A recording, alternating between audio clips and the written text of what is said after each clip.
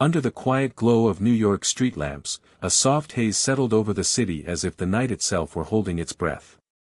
Cars hummed faintly in the distance, their engines softened by the warm air drifting between buildings. This was a city that never truly slept, yet somehow, in the stillness of these late hours, it felt as though something deeper stirred beneath the surface. It was in nights like these, calm, reflective, deceptively peaceful, that the story of the man who reshaped America's underworld truly began to unfold. Long before he became a legend, long before whispers of his name carried weight in every shadowed alley from Brooklyn to Havana, Charles "Lucky" Luciano moved through the darkness with the steady composure of someone who knew change was coming.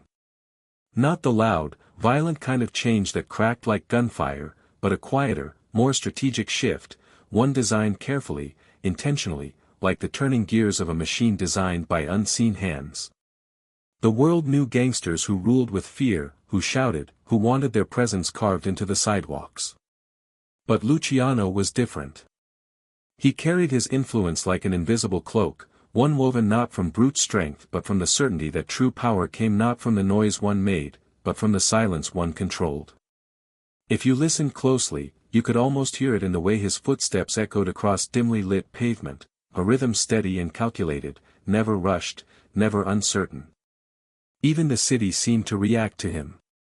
A street vendor closing his stall would glance once more down the block, a cab driver would slow subtly as if sensing a presence, a stray dog would pause, ears twitching. None of them truly understood why. But history would one day reveal that this man was not merely part of the underworld, he was the architect who would later build its empire. On those quiet nights, Luciano himself may not have fully realized the magnitude of what he was set to create. He was a man molded by struggle, sharpened by necessity, and guided by something most of his contemporaries lacked, vision. The criminal world of his early years was chaotic, ruled by old traditions and fierce loyalties that often led nowhere except deeper into conflict. Bosses fought bosses, territories bled into one another, and trust was as fragile as the thin glass bottles that shattered in back-alley brawls. Luciano looked at all that disorder and saw not danger but opportunity. Beneath the violence, beneath the ego and rivalry, he recognized a system that could run differently, cleaner, smoother, more profitable, more controlled. Instead of fractured families fighting endless wars, he imagined a unified structure, a coordinated network, something that mirrored the calm efficiency of legitimate industries. But such a transformation would take time. It would require patience, cunning, and the ability to move between factions like a shadow slipping between cracks. For now, he walked with quiet certainty, observing, learning, absorbing everything the city revealed to him. He watched how deals were made in whispers inside smoky speakeasies. He noticed which men demanded respect and which ones commanded it.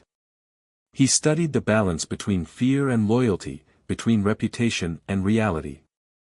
Every moment became part of a blueprint only he could see.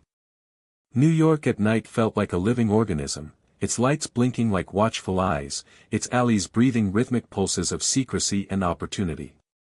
The soft clatter of elevated trains, the distant laughter spilling out of late-night bars, the gentle sway of ships along the harbor all blended together into a steady backdrop for the quiet evolution of a man who would someday unify the very factions that once threatened to tear the city apart. Luciano moved through these scenes with a calm that belied the storms gathering in the underworld. There were gangs clashing over territory, old Sicilian bosses clinging to rules that no longer fit the new world, and ambitious young men fighting desperately to rise. And yet, amid all that noise, he envisioned something no one else dared imagine. In these early moments, there was no grand announcement, no dramatic confrontation, no declaration of power. The beginning of his empire did not come with gunshots or headlines. It came with awareness, with a quiet decision made somewhere between the glowing street lamps and the silent corners of his mind, that the American Mafia needed a different kind of leader, one who understood how to bring order to disorder and transform chaos into structure. Luciano would not force his rise through brute strength. He would build it with strategy, alliances, and an understanding that enduring power required more than dominance, it required architecture. And so the night carried on, gentle and reflective, unaware that the figure walking through it was destined to shift the very foundations of organized crime. There was a softness to the air, a calmness that hinted at the countless stories woven into the city's fabric.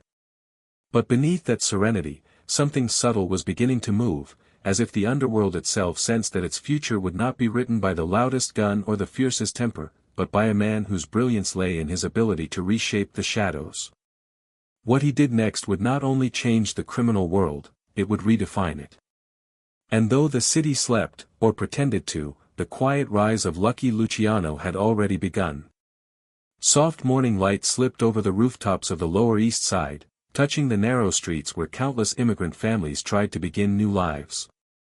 Long before Lucky Luciano became synonymous with power, strategy, and transformation, he was simply a small boy named Salvatore Lucania, one of thousands of children carried across the Atlantic by parents hoping for better days. His story began not in the shadows of New York, but in the quiet hills of Lercara Fritti, a modest Sicilian town where traditions ran deep and life moved slowly, shaped by the rhythm of the land. There, in stone houses warmed by the Mediterranean sun, the young Salvatore learned the values of family, survival, and pride. But Sicily at the turn of the century offered little opportunity, especially for families like his, who struggled with poverty, drought, and the rigid rules of an old world that often punished the poor.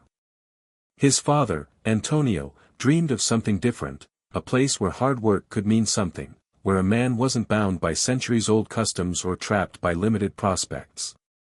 And so, like many families facing the pressures of the time, the Lucanias made the life-altering decision to leave their homeland. They packed what little they had, said quiet goodbyes to familiar faces and unpaved roads, and stepped onto a crowded ship heading toward America. The journey itself was long and uncomfortable, filled with seasick travelers sleeping shoulder to shoulder, the constant groan of the ship's engines, and the haunting uncertainty of what waited on the other side. For young Salvatore, this trip marked the first moment where the world expanded beyond anything he had known. The endless ocean, the foreign languages, the mix of fear and excitement, these sensations settled into his memory like the earliest brushstrokes of a new identity. When the ship finally reached Ellis Island, the Lucanias joined a river of anxious immigrants moving slowly through inspection lines. Everything felt louder, faster, more overwhelming than Sicily. The sound of hurried footsteps echoed against the vast hall, officials barked instructions in sharp English syllables that few understood, children cried, and families clung to each other, terrified of being separated. In that swirl of uncertainty, Salvatore received a new name, one easier for Americans to pronounce, Charles. But even with a new name, he was still a foreign boy stepping into a world that did not welcome newcomers with open arms. The promise of opportunity came with harsh realities, especially in the cramped tenements of the Lower East Side. Their new home was a small apartment stuffed into a building that seemed to groan under its own weight. Thin walls did little to block noise. Babies cried through the night. Couples argued. Neighbors whispered secrets, and the sound of footsteps on creaking stairs never truly stopped. Outside, pushcarts crowded the streets, their owners shouting the prices of fruit, bread, and cloth. The smell of boiled cabbage drifted from open windows, mixing with coal smoke, sweat, and the salty tang from the nearby river.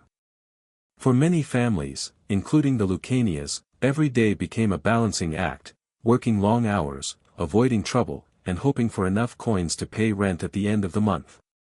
It didn't take long for Charles to realize that this new world was not kind to children who spoke broken English or wore patched clothes. School was a battlefield of mockery and turf lines. Street gangs marked their territory with fists, and young boys learned quickly who controlled which block. Fights broke out over pennies, over pride, over nothing. For a boy trying to find his place, strength and confidence mattered more than anything. Charles observed everything, how older boys stood, how they spoke, how they gained respect. Little by little, he shaped himself into someone who would not be pushed aside. Yet even in this rough environment, there were moments of wonder and curiosity. At night, he would sometimes sit by the fire escape, listening to the distant rumble of trains and watching the city lights flicker like stars reshaped into man-made patterns. The city felt alive, massive, unpredictable, filled with potential.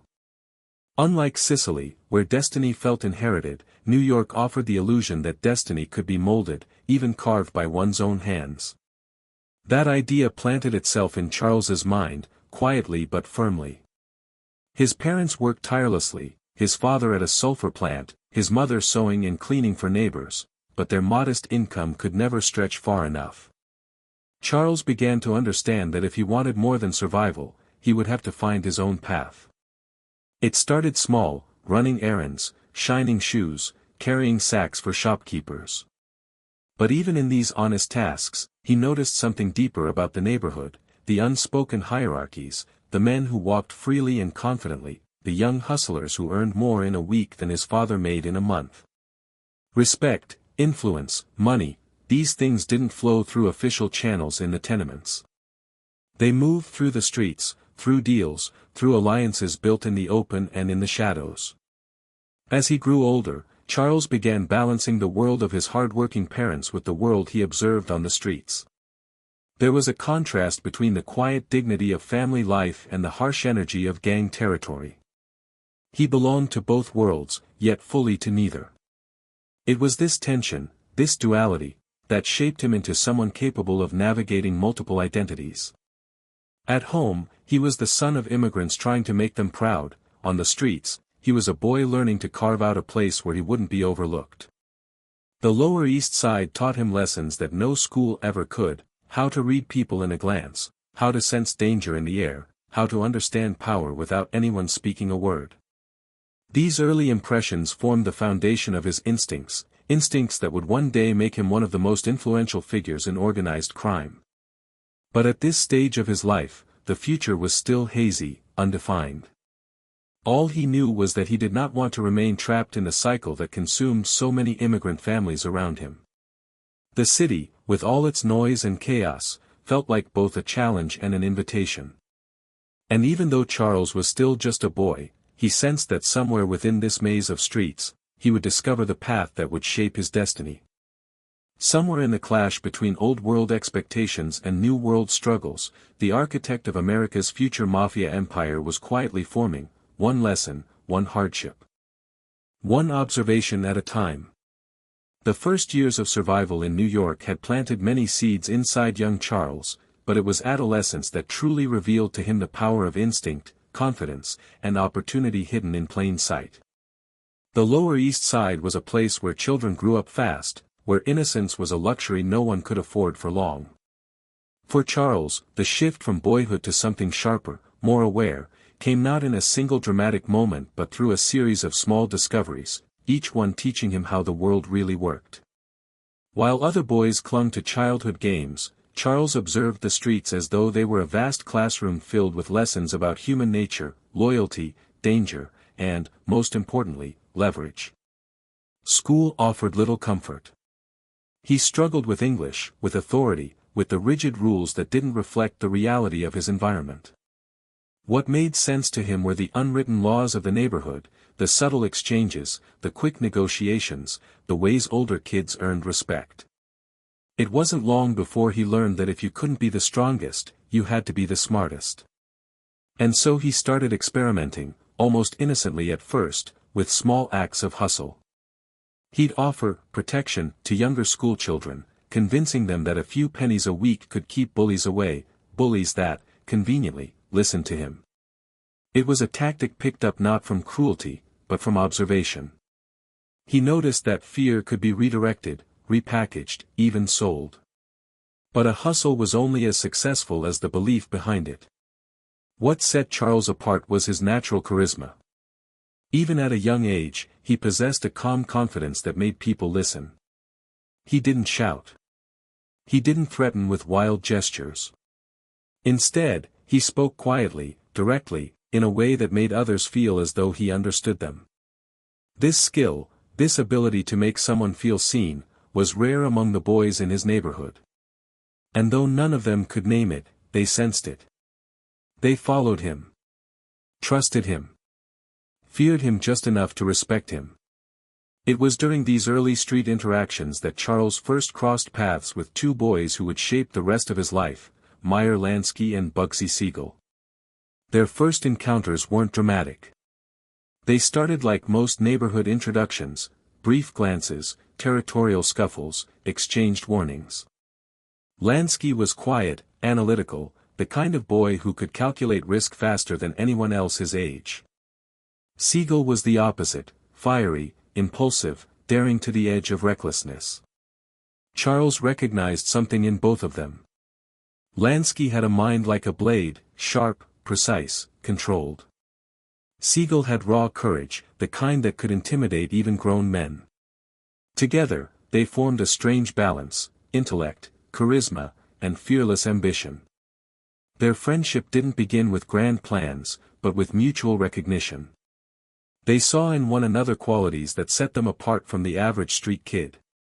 Over time, they started running small jobs together, delivering packages, acting as lookouts, helping gamblers avoid police raids. None of it seemed monumental then. But each experience deepened their understanding of their environment and of each other. Trust formed slowly, built through shared danger, quick thinking, and the unspoken agreement that none of them wanted to live the kind of life their immigrant parents had been forced to endure. It was around this time that Charles first felt the lure of the 5 Points Gang, a group feared throughout the boroughs. Their members dressed sharply, walked boldly, and carried themselves as though the world belonged to them. To a young boy still shaping his identity, they represented possibility. The gang's leaders noticed Charles too. Not because of his size, he wasn't the biggest kid, but because of his composure. Disputes didn't fluster him. Threats didn't shake him. And when he spoke, people listened. Even older boys sensed the weight in his voice. But before fully stepping into gang life, he continued refining his smaller street schemes. He learned how to negotiate, how to read desperation in someone's eyes, how to sense when someone was lying. One of his earliest lessons came from a failed attempt at extorting a local fruit vendor, a stern man who refused to pay Charles a single penny. The vendor had stared him down, unafraid, and for the first time, Charles felt the uncomfortable sting of miscalculation. He didn't fight back. Instead, he walked away quietly, thinking deeply about what had gone wrong. That moment taught him something invaluable: power that isn't backed by strategy crumbles quickly. Intimidation alone was not enough. Fear could gain temporary compliance, but respect earned far more. As he entered his mid-teens, Charles found himself spending more time in the dim alleyways behind saloons and gambling rooms. He watched older men exchange envelopes, sometimes thick, sometimes thin, depending on the success of the night. He listened to their conversations, absorbing everything, from the coded language they used to the careful ways they masked their intentions. Even when he wasn't involved, he was learning. He had an uncanny ability to make himself invisible when needed and noticeable when it mattered. The real turning point came when a local bookmaker trusted Charles with guarding a small stash of cash for an evening. It was a test, a subtle one. Older men often checked young boys for honesty, curiosity, weakness. Charles guarded that money with determination, returning every dollar untouched. The bookmaker nodded subtly and handed him a few coins. It wasn't the amount that mattered. It was the unspoken message: you can be trusted. That simple transaction opened doors. Suddenly, Charles found himself invited into corners of the underworld most boys his age never glimpsed. These early experiences sharpened his instincts, taught him the value of reputation, and revealed the importance of alliances. Every small job, every minor risk, every moment of observation stitched itself into his growing understanding of how power flowed through the streets. He wasn't just learning how to survive, he was learning how to operate. And yet, through all this, he remained calm, deliberate, never letting impulsiveness guide him. Where other boys chased quick thrills, Charles chased patterns.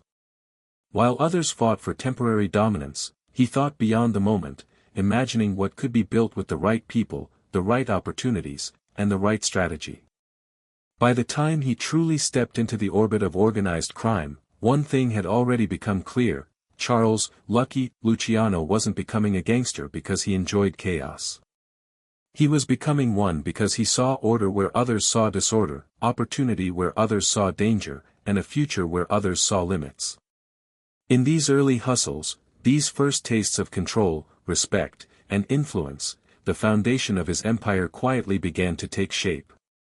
The city had a heartbeat of its own, especially in those restless years when Charles inched closer toward a life that no ordinary boy could have imagined.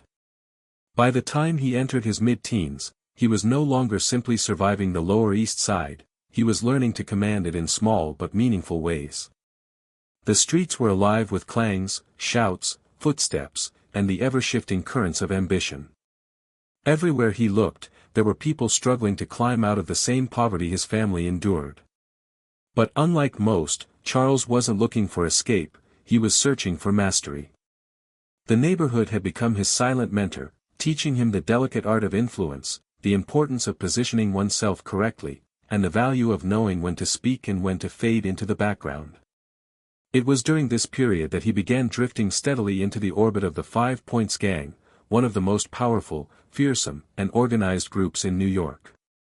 Their presence could be felt long before they were seen. Men with tailored suits and confident strides moved through the streets with an aura that made others step aside without a word. Their voices were calm, their gestures economical, their eyes sharp. Charles watched them with a mix of admiration and calculation. These were not ordinary thugs, these were men who lived by their own rules, who carried themselves with an unmistakable sense of purpose. And for a boy who had always felt stuck between two worlds, his family's quiet struggle and the street's chaotic energy, the 5 Points Gang offered something neither could, a chance to redefine himself on his own terms. But getting near them wasn't easy. Their inner circle was guarded, and the loyalty they demanded came at a steep cost. Charles understood this instinctively. He also understood that before he could be part of something bigger, he had to refine who he was. So he continued sharpening his skills on the streets, taking whatever jobs he could find, not because he needed the money but because he needed the experience. He worked as a runner for gamblers, carrying messages from one corner to another with speed and reliability. He watched card games from the shadows, memorizing strategies, noting how people's facial expressions changed when they bluffed or panicked. He observed the flow of money, recognizing early on that currency was less about value and more about control. There was one evening, cool and misty, when his path began to shift more definitively. A group of older boys had cornered a younger vendor, demanding payment for using part of the sidewalk. The vendor resisted, pleading softly. Charles, passing by, didn't intervene through force, he intervened through logic. He stepped forward, speaking quietly, offering a solution rather than a challenge. He negotiated, reasoned, and within minutes diffused a situation that could have erupted into violence. The older boys walked away, annoyed but compliant. The vendor nodded gratefully. Someone else, watching from across the street, noticed the entire exchange. That unseen observer, an associate of the 5 Points Gang, mentioned Charles's calm authority to others. It was a small event, but one that nudged open a heavy door. Gradually, Charles began spending time with men tied to the gang. They took him along on minor errands at first, not giving him responsibility but watching how he behaved. He didn't brag, didn't boast, didn't ask unnecessary questions. He listened more than he spoke. Around him, the men laughed loudly, told stories of narrow escapes, dealt cards on overturned crates, and exchanged coded nods that meant far more than any words. The underworld had its own language, and Charles absorbed it silently, recognizing that these men operated with a level of intelligence and organization the newspapers never acknowledged. He soon started working in gambling dens and backroom bars, places with dim lights, curling smoke, and a constant hum of conversation. He learned the rhythms of these rooms, who controlled them, who feared losing money, who cheated, who enforced order. There were nights when he stood in the corner, arms folded loosely, the glow of an oil lamp illuminating one side of his face as he watched deals unfold. These spaces became familiar, comforting even. They felt like the true pulse of the city, messy, unpredictable, alive. Every encounter taught him something. From one man, he learned the importance of reading body language. From another, he picked up the skill of making someone feel valued even when asking them for something. From a third, he learned how silence could be more threatening than shouting. But the most important lessons came from watching how alliances were built. He noticed how favors were given without being asked for, how debts formed, how trust created invisible bridges between people who seemed to have nothing in common. He wasn't alone during these explorations. Meyer Lansky and Bugsy Siegel often appeared at his side, each bringing their own strengths. Lansky would lean against a wall, calmly observing, analyzing numbers in his head. Siegel, restless and intense, seemed to vibrate with energy, always one spark away from action. Charles stood between them, steady, composed, the natural mediator between logic and fire. Together, they formed a trio that older men began to speak about with curiosity. They were young, but not naive. Ambitious, but not reckless. There were moments of danger too. Times when police raids sent everyone scrambling behind hidden exits. Times when street disputes erupted unexpectedly. Times when older gang members tested Charles with subtle threats designed to expose weakness. He never backed down, but neither did he escalate. He found the quiet middle path, firm, confident, never foolish. These experiences didn't just shape him, they hardened him. He began to understand that power wasn't merely about strength, it was about perception. And reputation, once built, traveled faster than any footsteps. Word began spreading that Charles was reliable, sharp, and unflappable. Slowly, men of influence began giving him bigger tasks, small pieces of responsibility that hinted at trust. And though he never allowed excitement to show on his face, he felt something stirring deep inside, the realization that he was no longer just drifting through life. He was rising. The streets that once intimidated him now felt like an extension of his own instincts. The gang that once seemed unreachable now watched him with interest. The path that once seemed uncertain now stretched out with quiet clarity. He was becoming part of something larger, something structured, something that required more than brawn. Without knowing it fully yet, Charles was stepping into the early stages of a world that would later become synonymous with his name. What lay ahead was far more dangerous, but also far more promising, than anything he had ever imagined. The deeper Charles moved into the underworld, the more he realized that survival wasn't just about toughness or cleverness, it was about understanding people. The streets were filled with loud, angry men who relied on fists, guns, and intimidation. But Charles noticed that the truly powerful men didn't need to shout. Their influence wasn't built on fear alone, but on the careful cultivation of alliances, quiet favors, and strategic connections. This awareness began guiding him like a compass, drawing him toward the individuals who would become the backbone of his rise. As he drifted between speakeasies, street corners, gambling rooms, and dimly lit apartments where deals were whispered rather than written, he started forming relationships that would define the next era of organized crime. Among these early connections, none mattered more than Meyer Lansky. Their friendship was unusual by the standards of the time, a Sicilian Catholic boy and a Jewish immigrant forming a bond in a world where ethnic lines were supposed to remain unbroken. They met as teenagers, both already entangled with petty gangs, and something sparked immediately.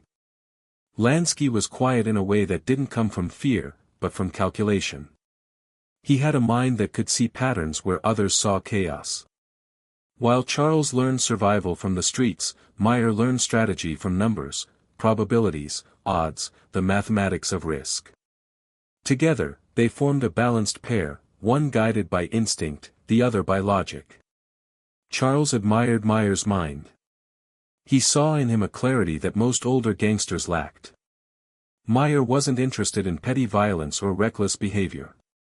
He thought in terms of return on investment, stability, longevity. Charles took note of this. He began spending more evenings beside Lansky at illegal dice tables, watching him study players' reactions with the focus of a scientist examining a specimen. Charles learned how the world respected intelligence, even in the shadows. Their conversations deepened with time, filled with ideas about how crime could be run like a business instead of a battlefield.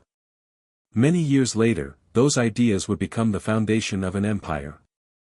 But even then, as young men with nothing but ambition in their pockets, they sensed that they were building something extraordinary. Then there was Bugsy Siegel, hot-blooded, fearless, unpredictable. He was the flame to Lansky's ice and Charles's calm equilibrium. Siegel walked with the swagger of someone who had never once considered the possibility of failing. His reputation for violence grew quickly, but it wasn't mindless rage. Behind his impulsive exterior lay fierce loyalty. If Lansky was the brain of their trio, Siegel was the enforcer, unafraid to take risks that others avoided. Charles respected him too, not for subtlety, but for raw determination. Siegel's courage could scare off enemies before a confrontation even began. And while Charles didn't share Siegel's taste for chaos, he recognized how valuable such fearlessness could be when paired with direction and strategy. Together, the three of them formed an alliance unlike anything New York had seen in its youth gangs. They weren't simply friends, they were the earliest version of a criminal syndicate born from intelligence, ambition, and the understanding that united forces could accomplish far more than isolated ones. Other boys followed them out of admiration or fear. Older gang members observed with interest. And slowly, the trio earned a quiet reputation for handling difficult tasks with surprising effectiveness. But with allies came adversaries. The streets were crowded with men who resented change, who clung to old traditions, who distrusted outsiders, especially anyone who defied the ethnic boundaries of crime. Some Sicilian youths criticized Charles for associating with Jewish kids. Some Jewish gang members warned Lansky and Siegel to be careful around the Italians. Tension simmered in alleyways, whispered from one corner to the next. But Charles didn't let any of that deter him. He saw beyond the prejudices of the time. In Lansky, he saw intellect. In Siegel, he saw courage. In himself, he saw leadership. And together, those traits formed a combination far more powerful than any tradition-based restriction. Charles also observed the older generation, the hardened Sicilian bosses who ruled neighborhoods like miniature kingdoms. They clung stubbornly to old-world rules, demanding unwavering loyalty and unquestioning obedience. Their system, derived from centuries of Sicilian custom, forced younger men into rigid hierarchies. But even as he respected their structure, Charles could see cracks forming. These bosses were too focused on lineage, too obsessed with maintaining strict cultural boundaries, and too unwilling to adopt modern methods. To them, alliances were limited to bloodlines. To Charles, alliances were opportunities. This difference in worldview placed him in a delicate position. He had to navigate old traditions without openly defying them. He had to earn respect while quietly resisting the limitations placed upon him. But Charles was patient. He built trust step by step, proving reliability to the Sicilian elders while continuing to strengthen his friendships with Lansky and Siegel. He learned how to blend into two worlds that were supposed to remain separated, acting as a bridge between them.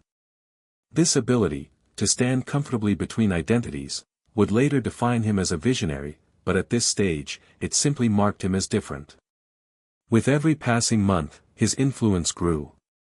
He learned who controlled the bootlegging routes, who ran the gambling operations, who had police contacts, and who could be relied upon.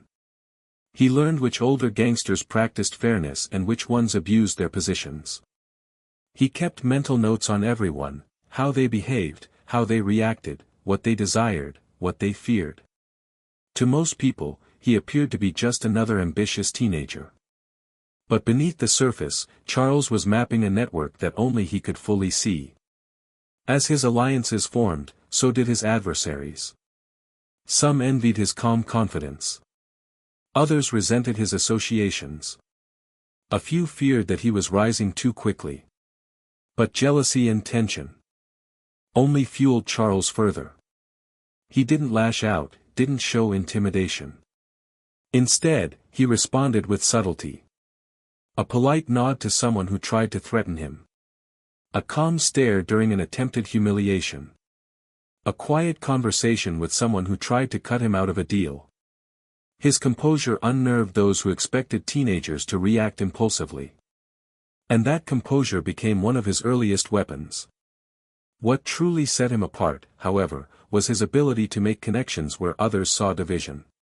He became the hinge between the Italian street rackets and the growing Jewish syndicates. He became the friend others confided in, the negotiator who smoothed tensions before they escalated, the young man whose advice older gang members increasingly sought. Slowly, without force or fanfare, Charles began building a reputation as someone who could unify factions others assumed would forever remain divided. This period of life didn't yet reveal the full magnitude of his future.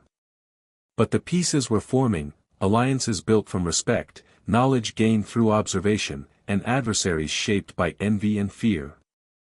In these early years, the architecture of Luciano's empire was not yet solid, but the blueprint was already emerging, a world where old boundaries no longer restricted progress, where power came from strategy rather than brute strength, and where the future of organized crime would belong to those who could think beyond the traditions of the past. Every friendship, every rivalry, every decision made in these formative years brought Charles one step closer to the moment when he would begin reshaping the Mafia from the inside out. And in the quiet corners of the city, where deals were whispered and loyalties tested, people were beginning to sense that the young man with the calm eyes and steady voice was destined for something far greater than the streets that raised him. The underworld of New York was shifting, swirling in currents of tension and whispered alliances, and at the center of it all stood a man whose influence loomed large over everyone beneath him, Giuseppe, Joe the Boss, Masuria. For young Charles, now firmly weaving himself deeper into the tapestry of organized crime, Masuria represented both a refuge and a cage. He offered opportunity, protection, and proximity to real power, yet demanded a form of loyalty that felt suffocating, rooted in ancient customs and rigid control. Stepping into Masuria's orbit was like stepping into a storm where every gesture, every word, every decision could determine whether you rose or were crushed. Masuria's world was governed by the old Sicilian codes. His men swore loyalty to him alone, not because he inspired devotion, but because they feared the consequences of wavering. He had a reputation for ruthlessness, a brutality so casual it felt ritualistic. In back rooms and dim corridors, the mere mention of his displeasure could make grown men fall silent. But alongside the terror he commanded was something else, order. In a city drowning in chaos, bootlegging wars, street clashes, corrupt officials turning tides, Masuria offered structure. And for someone like Charles, who knew the value of structure, that had undeniable appeal. When he first began working under Joe the Boss, he approached every task with the same calm, steady diligence that had built his early reputation. Masuria's men watched him, some with skepticism, others with curiosity. Youngsters weren't meant to rise quickly. They were meant to follow orders, earn bruises, and keep quiet. But Charles didn't climb through force, he climbed through poise. In a world where impulsiveness often led to disaster, his ability to think before acting set him apart. When Masuria finally noticed him, it wasn't because Charles demanded attention. It was because older men whispered his name with a mix of irritation and respect. Joining Masuria meant adjusting to an entirely different atmosphere than the youthful energy of his life with Lansky and Siegel. Everything under Joe the Boss felt heavier, like the air itself was thick with superstition and tradition. Men spoke of omerta, the sacred code of silence, as though breaking it would bring down the wrath of generations past. Meetings were conducted in careful phrases. Even trusted associates watched each other with eyes sharpened by paranoia. Power under Masuria wasn't shared, it was owned. Those beneath him were pawns moved to serve his interests, nothing more. Charles learned quickly how to navigate these waters. He didn't challenge the old ways, not openly. Instead, he showed respect, listened attentively, and carried out orders efficiently. Masuria valued obedience, and Charles gave him that. But in the quiet of his thoughts, he began noting every flaw in the system. The inflexible rules. The mistrust among factions. The refusal to work with other ethnic groups. The endless feuds erupting over pride instead of profit. It was a world fueled by tradition, but crippled by it as well. Working under Masuria meant walking a tightrope. At times, Charles found himself carrying messages between feuding capos whose smiles disguised murderous intentions.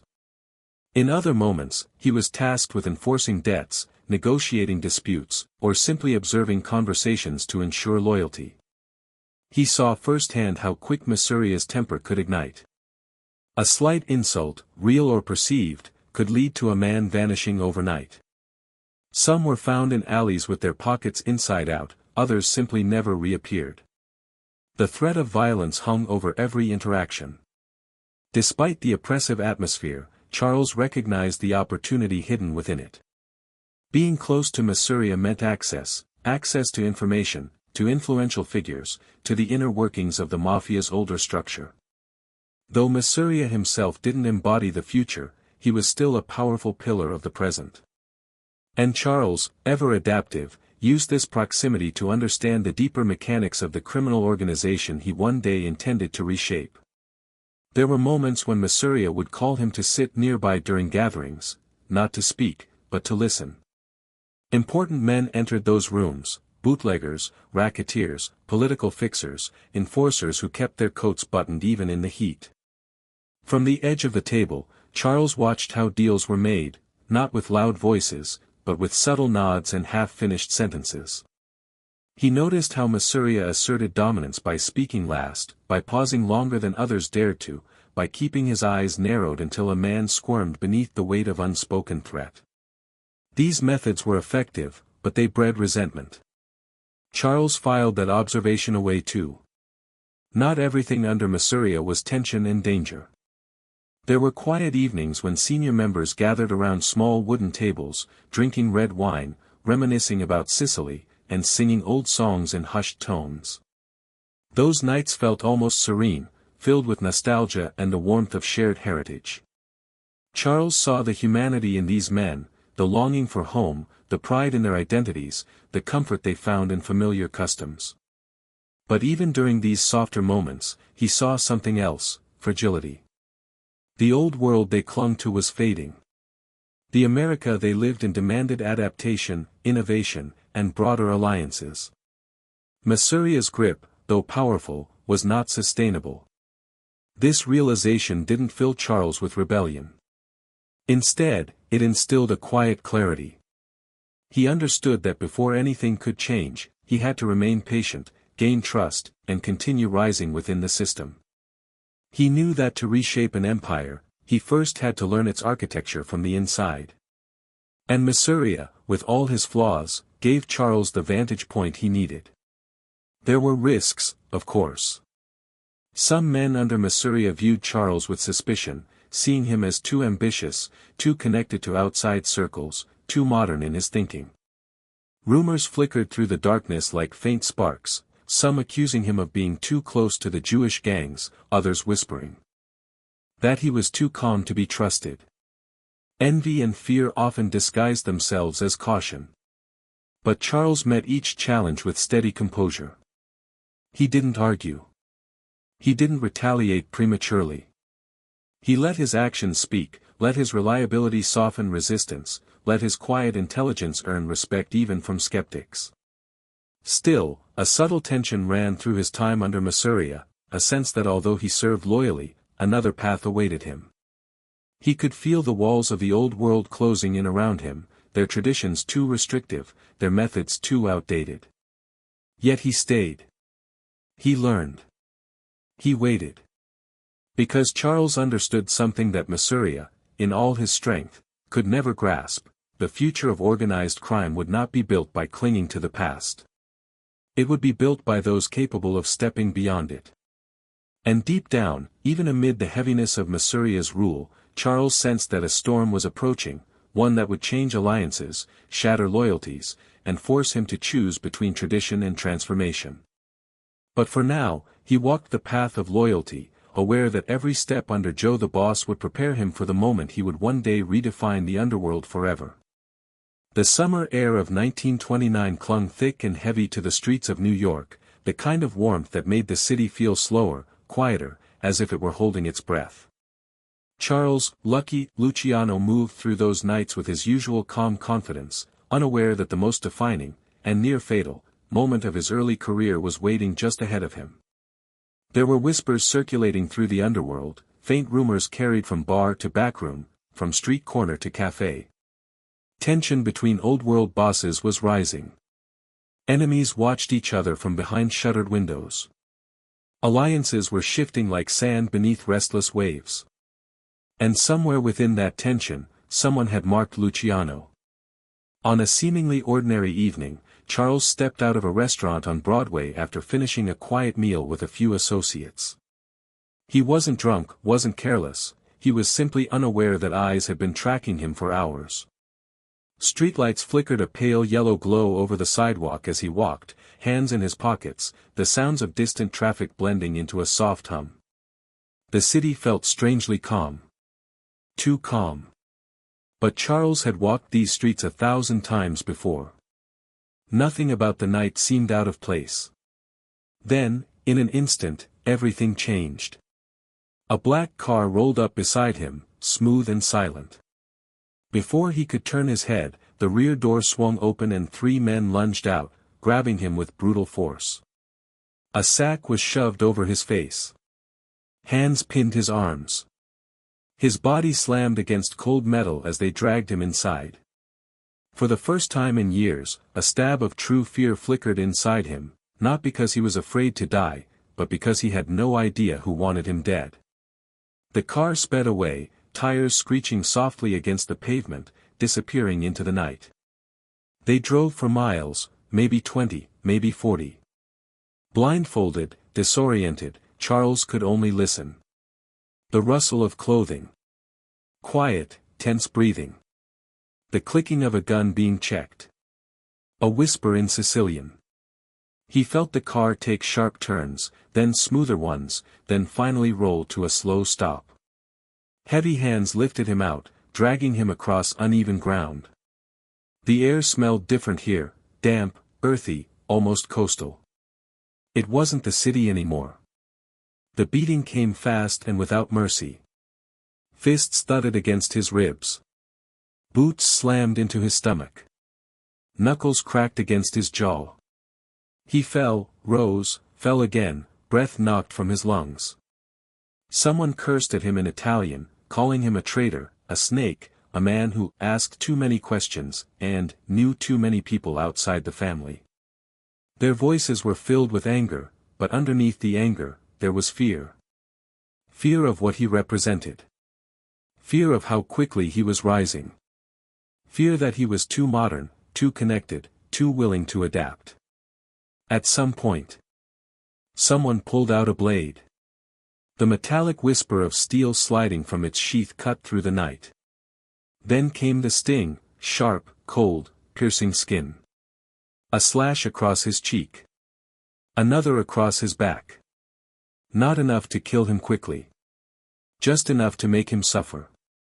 Blood trickled down his face, dripping onto the dirt. The world wavered, blurred.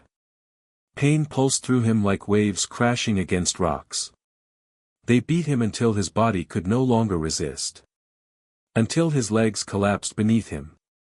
Until he could barely lift his head.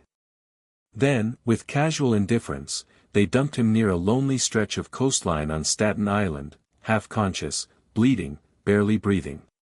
His clothes were torn, his face swollen, his limbs shaking uncontrollably.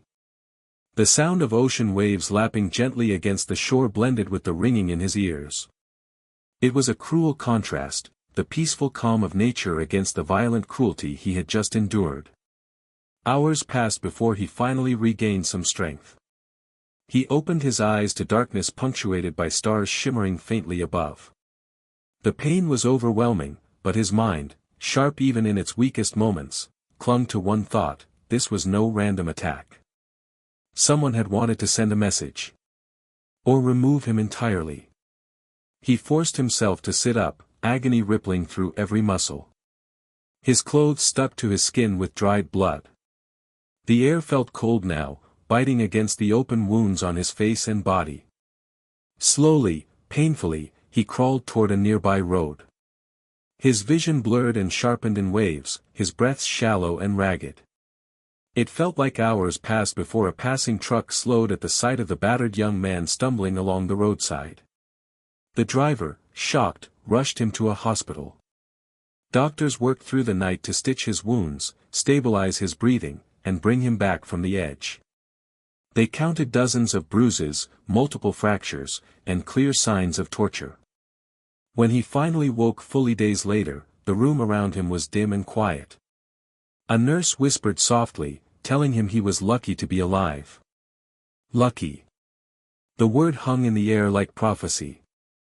And when he finally returned to the world outside the hospital walls, something had changed, not just in his body, but in the way others perceived him. Whispers followed him everywhere. Who ordered the attack? Why had they let him live? Why wasn't he dead? Some speculated that Mafia had done it to test his loyalty. Others believed Maranzano's faction wanted to remove him before he grew too influential. Some even whispered that Charles had staged the entire incident himself to remove suspicion from future actions or to prove he could survive anything. No one truly knew the truth. And Charles never revealed it. What mattered to him was not who tried to kill him, but what he would do now that he had survived. The attack hardened him, sharpened his instincts, and erased any remaining naivety he had about the old world bosses clinging to power with violence and superstition. He realized something essential: these men were not unbreakable. They were predictable. Fearful. Unable to adapt. And their fear of him proved something else, something far more important. He was on the right path. When he walked through the streets again, scars still fresh, people stepped out of his way. They looked at him with a mixture of awe and unease. Surviving such an attack, let alone returning stronger, gave him an aura he had never possessed before. It was as if he'd been reborn from the violence, no longer just Charles Luciano, but the emerging force who would one day reshape the Mafia entirely. The beating had not broken him. It had awakened him. And now, with a clearer sense of purpose and a deeper understanding of the dangers surrounding him, he prepared to step into the storm that was about to engulf New York's underworld, the Castellammarese War. What happened next would change everything. The city was drifting toward a darkness deeper than anything it had seen in years, and though most New Yorkers went about their days unaware, the underworld could feel the tension rising like heat before a thunderstorm. Quiet glances lasted a little too long. Doors were locked earlier than usual. Back rooms that once welcomed familiar faces now hesitated before opening. Every rumor carried more weight than the last. The Castellammarese War was coming, not a sudden explosion, but a slow, menacing tightening of forces on both sides. And Charles, lucky Luciano, found himself slipping into the very center of a conflict he had never wanted, yet could no longer avoid. The roots of this war ran deep, buried in old Sicilian rivalries that had followed men across the ocean like shadows they could never outrun. On one side stood Joe, the boss, Mafia, clinging desperately to his authority, wielding fear and tradition as weapons. On the other side rose Salvatore Maranzano, a man strategically brilliant yet equally bound to ancient codes, intent on reshaping the Mafia in his own image. Both men believed themselves destined to rule. Both demanded absolute loyalty. And both saw in Luciano a valuable asset, one who could tip the balance of power. But Luciano was no longer the ambitious youth content to observe from the sidelines. The beating he had endured earlier that year had sharpened his clarity, stripped away his illusions. He now understood with chilling precision that the old-world bosses viewed him not as a protégé or a rising star, but as a pawn. A piece to be sacrificed when convenient. And if he didn't carve out his own path, he would eventually become collateral damage in a war that had nothing to do with his vision for the future. The first gunshots of the Castellammarese War didn't echo through the city in a single dramatic blast. They arrived quietly, one dead man at a time. A capo found slumped over a steering wheel with a bullet through his skull. A loyal soldier discovered in a warehouse with his hands bound and throat cut. A bootleg shipment ambushed on the docks, barrels smashed, bodies left floating in the dark water. Each death was a message, a warning that alliances could turn to ashes overnight. Within weeks, both factions began drawing clear lines. Masuria demanded unwavering loyalty. He sat at tables surrounded by nervous men who nodded too quickly, their voices trembling behind forced bravado. He spoke of honor, tradition, bloodlines. But behind his words lay insecurity, an aging boss terrified of losing relevance in a world evolving faster than he ever could. Maranzano, by contrast, offered promises of reform. He talked about order, efficiency, organization. He envisioned a mafia molded after the structure of Caesar's legions, disciplined, hierarchical, unstoppable. Yet even as he painted pictures of modernization, his methods were steeped in the iron grip of the past. He demanded obedience masked as loyalty. He spoke softly but carried the same rigid expectations as Masuria. In this environment, Luciano walked a razor-thin line. Both bosses wanted him. Both watched him. Both needed him. And neither trusted him. The war brought days filled with smoke, whispers, and coded messages delivered through trembling couriers. Nights were filled with silence broken only by the distant rumble of cars and the occasional crack of gunfire. Streets once bustling with workers and vendors became battlegrounds, claimed and reclaimed by each side with blood. Merchants paid protection money twice just to stay alive. Even honest families felt the tension, mothers pulling their children indoors, fathers glancing over their shoulders as they climbed tenement stairs. Luciano moved through this chaos with unsettling calm. He attended Masuria's meetings, listening to the boss rant about loyalty and betrayal. He visited Maranzano's gatherings, where strategy and ambition mingled with quiet threats. He kept his expression neutral, his answers vague, his intentions hidden. Meanwhile, he watched both sides, noting their weaknesses, their fears, their outdated thinking. He observed Masuria's inner circle, their arrogance, their lack of foresight, their reliance on brute force. They reminded him of a crumbling wall patched with tape. The moment pressure increased, everything began to crack. He observed Maranzano's followers, their discipline, but also their rigid obedience. They were strong, yes, but brittle. A structure that does not bend eventually breaks. The violence escalated week by week. Cars exploded in narrow alleys. Men vanished on their way to late-night meetings. Bodies appeared in gutters at dawn, their deaths recorded in newspapers with sanitized language, mob-related, gang dispute, unknown assailants. But the truth was clear to anyone listening closely: this was a war of attrition, a war of pride, a war that had nothing to do with progress and everything to do with ego. Yet amid the bloodshed, Luciano saw something else, an opportunity. Not for personal gain, but for transformation. He observed how the war was destroying both factions, leaving them exhausted and weakened. The old system was dying in front of him, brick by brick. And if he played his cards carefully, he could be there to build something new from the ashes. Still, danger shadowed him every hour. Masuria's temper grew unpredictable, fueled by paranoia. One moment he treated Luciano like a favored son, the next he watched him with narrowed eyes, as though waiting for betrayal. Maranzano, too, became increasingly suspicious, his strategic mind turning inward as he questioned the loyalty of every man who walked into his office. Luciano felt the scrutiny like a constant weight on his back. He knew that one wrong gesture, one misinterpreted glance, one careless word could end his life. But he also understood that he could no longer stay neutral. The war was spiraling out of control, sucking men into its depths like a riptide. If he didn't choose a side, or choose to change the game entirely, he would drown like the rest.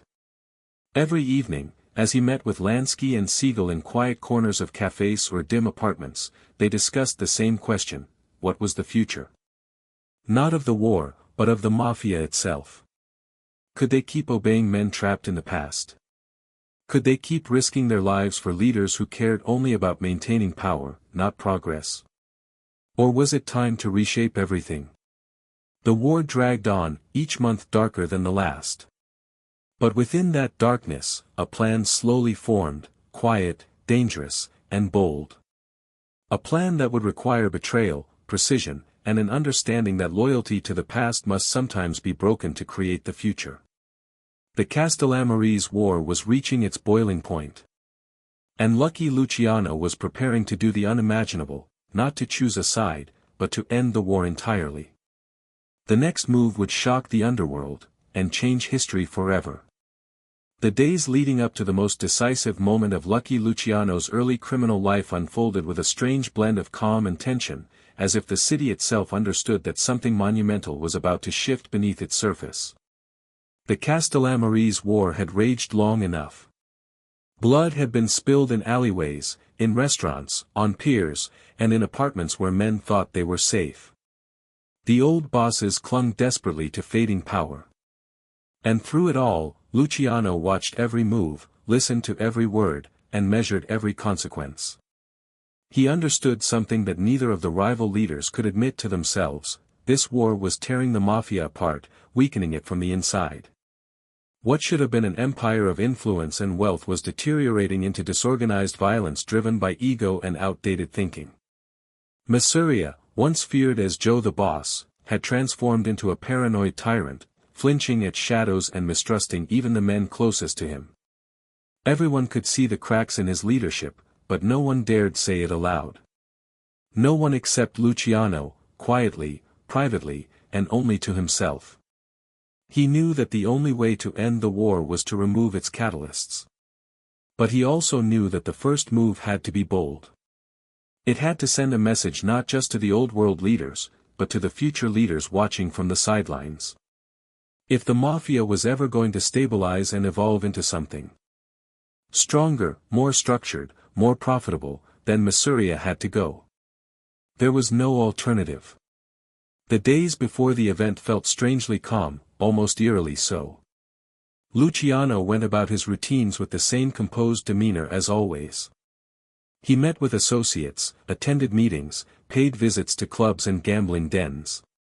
To everyone else, he seemed unchanged, still loyal, still reliable, still the steady hand Mafia thought he controlled.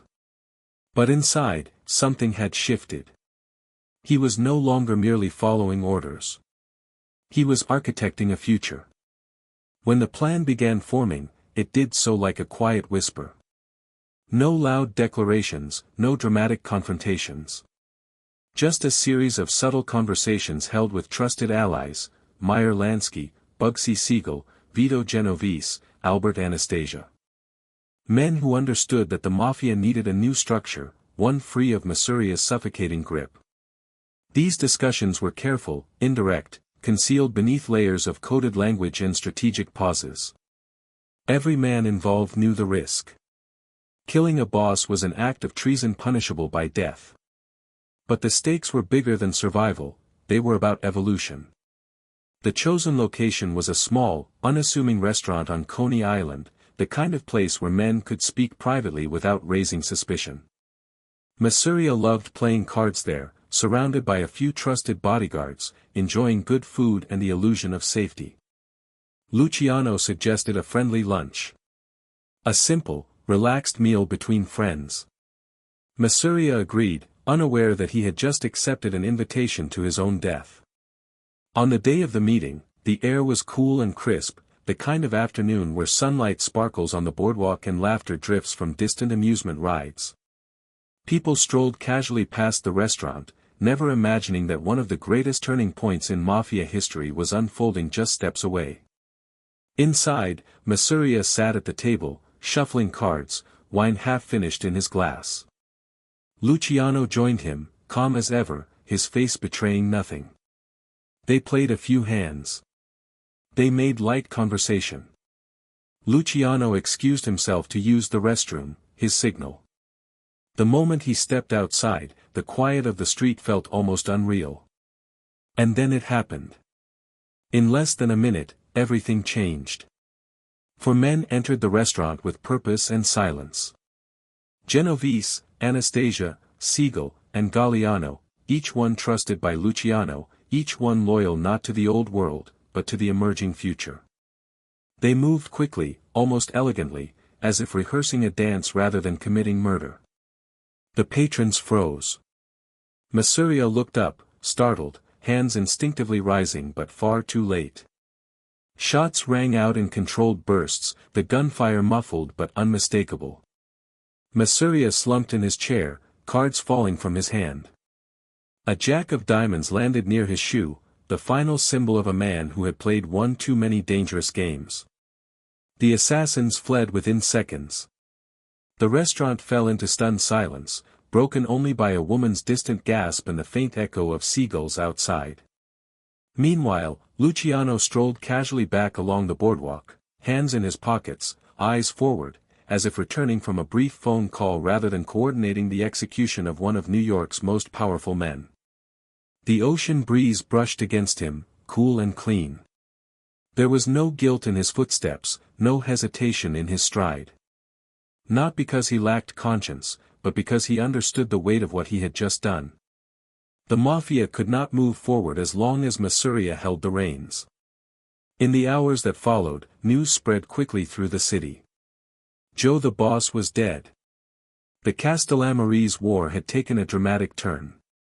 And the underworld began buzzing with speculation. Who ordered it? Who dared strike down the man who demanded absolute loyalty? Some whispered Maranzano's name. Others suspected internal betrayal. But one rumor rose above them all, the quiet, persistent suggestion that Luciano had orchestrated it. He never confirmed it. He never denied it. Instead, he let suspicion linger just enough to inspire respect, but not enough to invite immediate retaliation.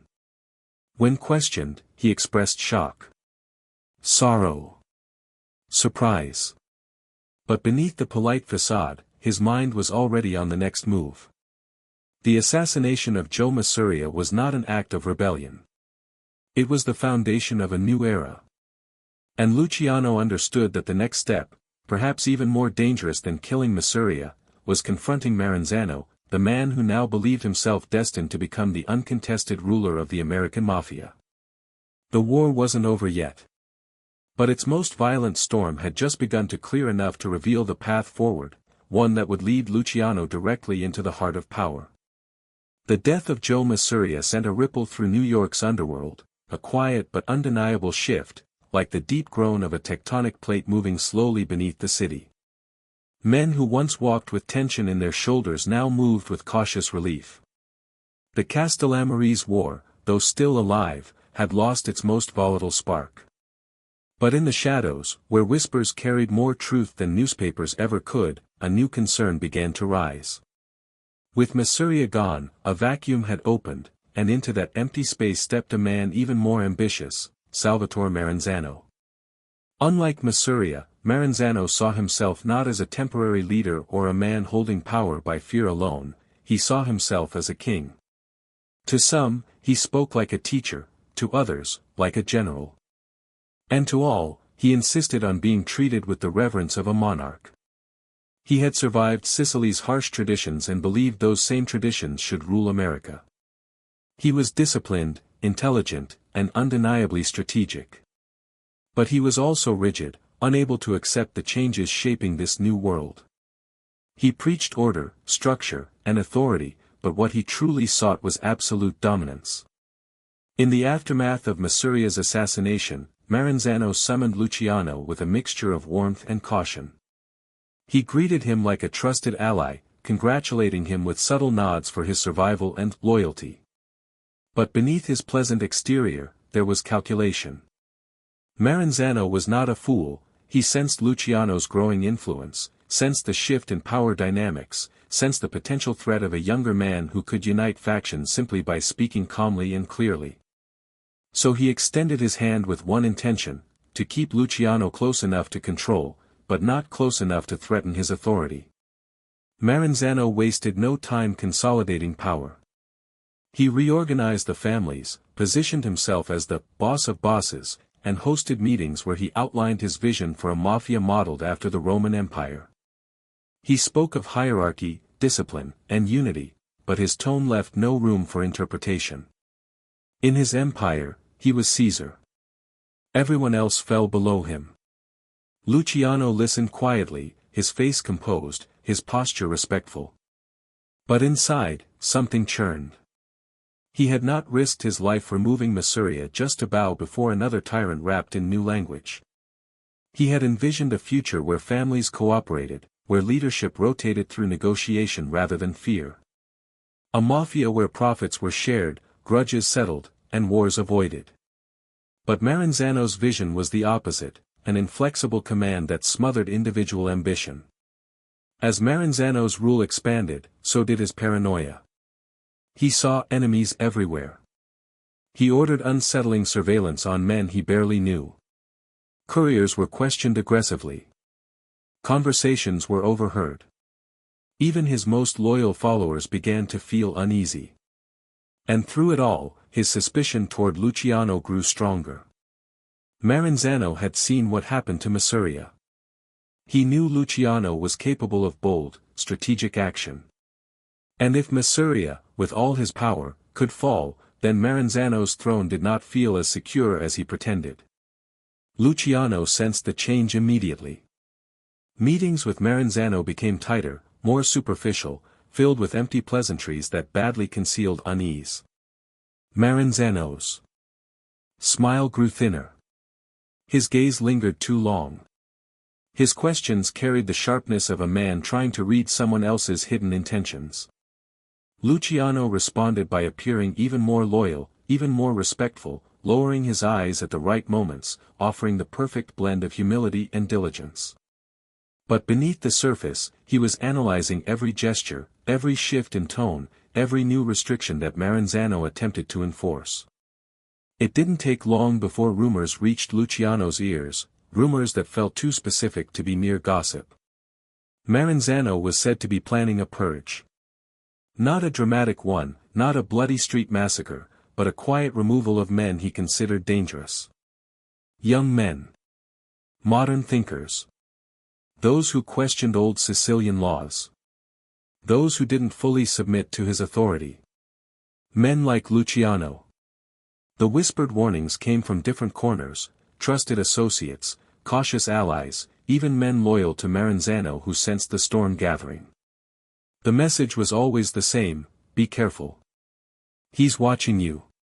In one particularly tense encounter, a longtime associate pulled Luciano aside after a meeting and said, with eyes lowered, "He's making lists.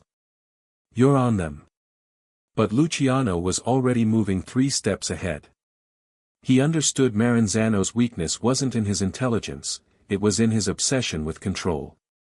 He trusted too few, feared too many, and believed that threats were best eliminated through hierarchy rather than strategy.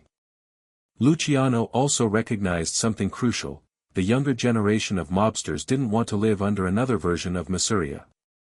They were tired of war. Tired of old grudges. Tired of bosses who acted like kings. So Luciano did what he did best: he listened. He observed. And he quietly built alliances behind the scenes. Men from different families approached him. They didn't explicitly express rebellion, but their tone said enough. They wanted progress. They wanted stability. They wanted a leader who understood both sides of the underworld, the tradition and the future. Although he didn't say it aloud, Luciano realized something powerful: if the Mafia was going to survive, Maranzano could not remain. Not because Luciano wanted revenge or personal authority, but because Maranzano's leadership carried the seeds of another inevitable war. And after years of bloodshed, the last thing anyone wanted was another conflict that would destroy everything. The final spark came when Luciano received confirmation, serious, undeniable confirmation, that Maranzano had ordered a hit on him. The details were chilling: assassins flown in from out of state, waiting quietly for orders, pretending to be business associates. Luciano's heart did not race when he heard it. His breathing didn't quicken. Instead, he felt something cold and steady settle inside him. If Maranzano wanted to play Caesar, then he would die as Caesar did, betrayed by those he underestimated. Luciano could not wait. He could not negotiate. He could not plead.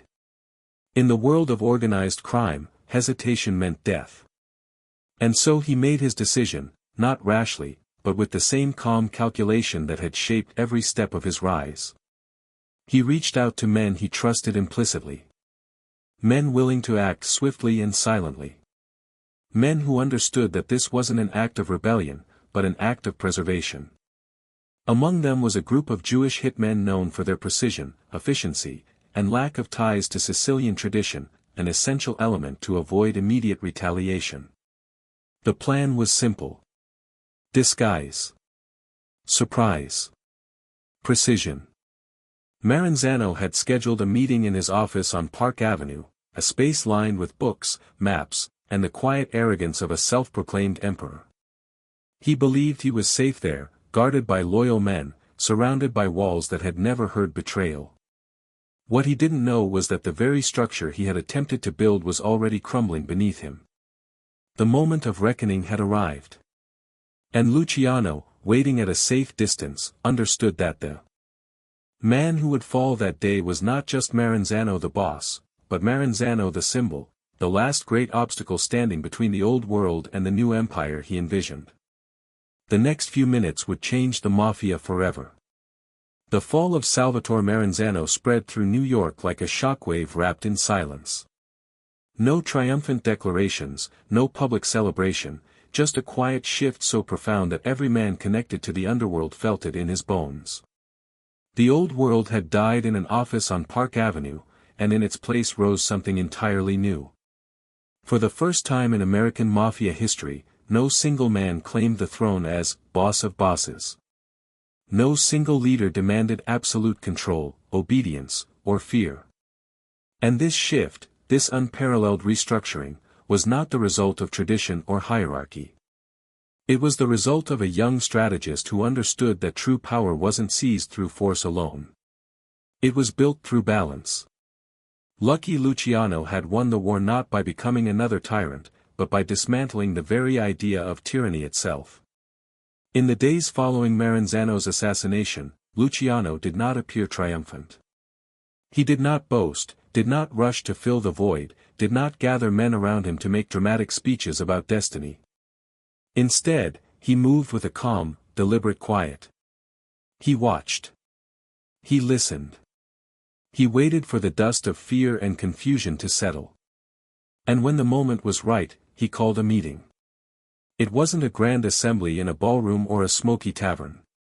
It was a private gathering of key figures from each major family, leaders, underbosses, respected voices from all corners of New York's criminal world. They arrived cautiously, some expecting a trap, others anticipating the announcement of a new dictator. What they found instead was something unprecedented. A young man, composed, steady, impeccably dressed, stood not at the head of the table, but among them. Luciano didn't take the highest chair or raise his voice above the rest. He didn't act like a king addressing subjects. He acted like a businessman speaking to equal partners. His first words were not commands. They were an acknowledgement: the war is over. We have a chance now, maybe the only chance we'll ever get, to build something better. Every man in the room listened. He spoke plainly about what years of chaos had done. How vendettas had destroyed alliances. How pride had killed profits. How the old world structure, bosses demanding fealty, punishing independence, refusing to change, had brought them all to the edge of self-destruction. His tone was calm, almost soothing, but beneath that calmness was the full weight of the truth. No one argued. They couldn't. Every man in the room had lost someone during the war. Every man had seen blood spill for reasons that no longer made sense.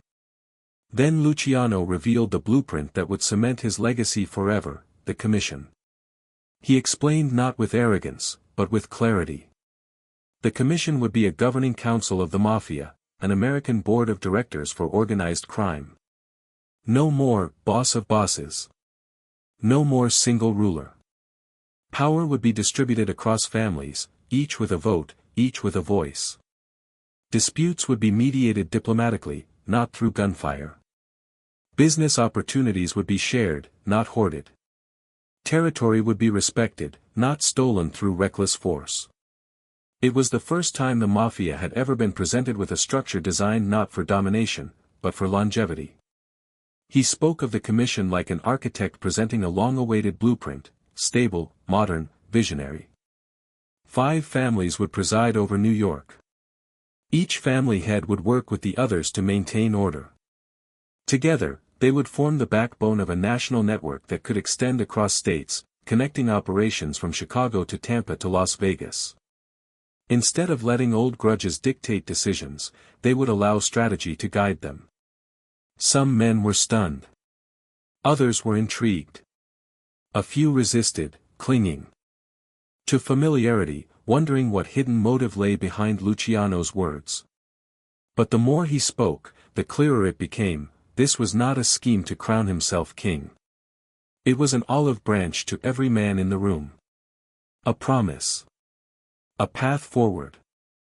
To reinforce this neutrality, Luciano proposed he would not be a dictator, but merely one voice among several. A respected voice, yes. A powerful one, certainly. But not a tyrant. Even those who had feared him began to understand that he was not seeking supremacy, he was seeking stability. They could see it in his composure, in the way he listened when others spoke, in the certainty with which he described a future free of pointless wars. He emphasized the importance of profit. Not chaos. Not violence. But steady, predictable profit.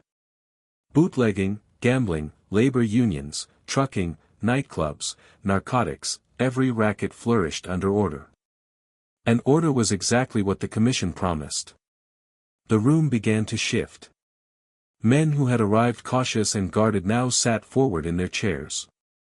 They had spent years watching bosses fall like dominoes. Here, finally, was a plan to prevent the next collapse.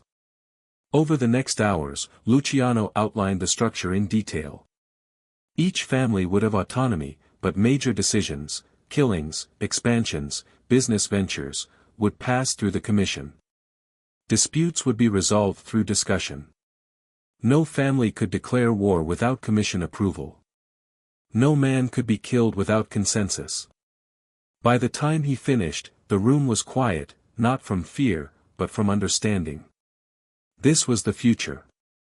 And only lucky Luciano could have envisioned it. When the families agreed, a subtle shift washed over Luciano. Not the arrogance of victory, but the quiet satisfaction of purpose. He wasn't just rising to power, he was redefining what power meant. Over the next months, the commission took shape.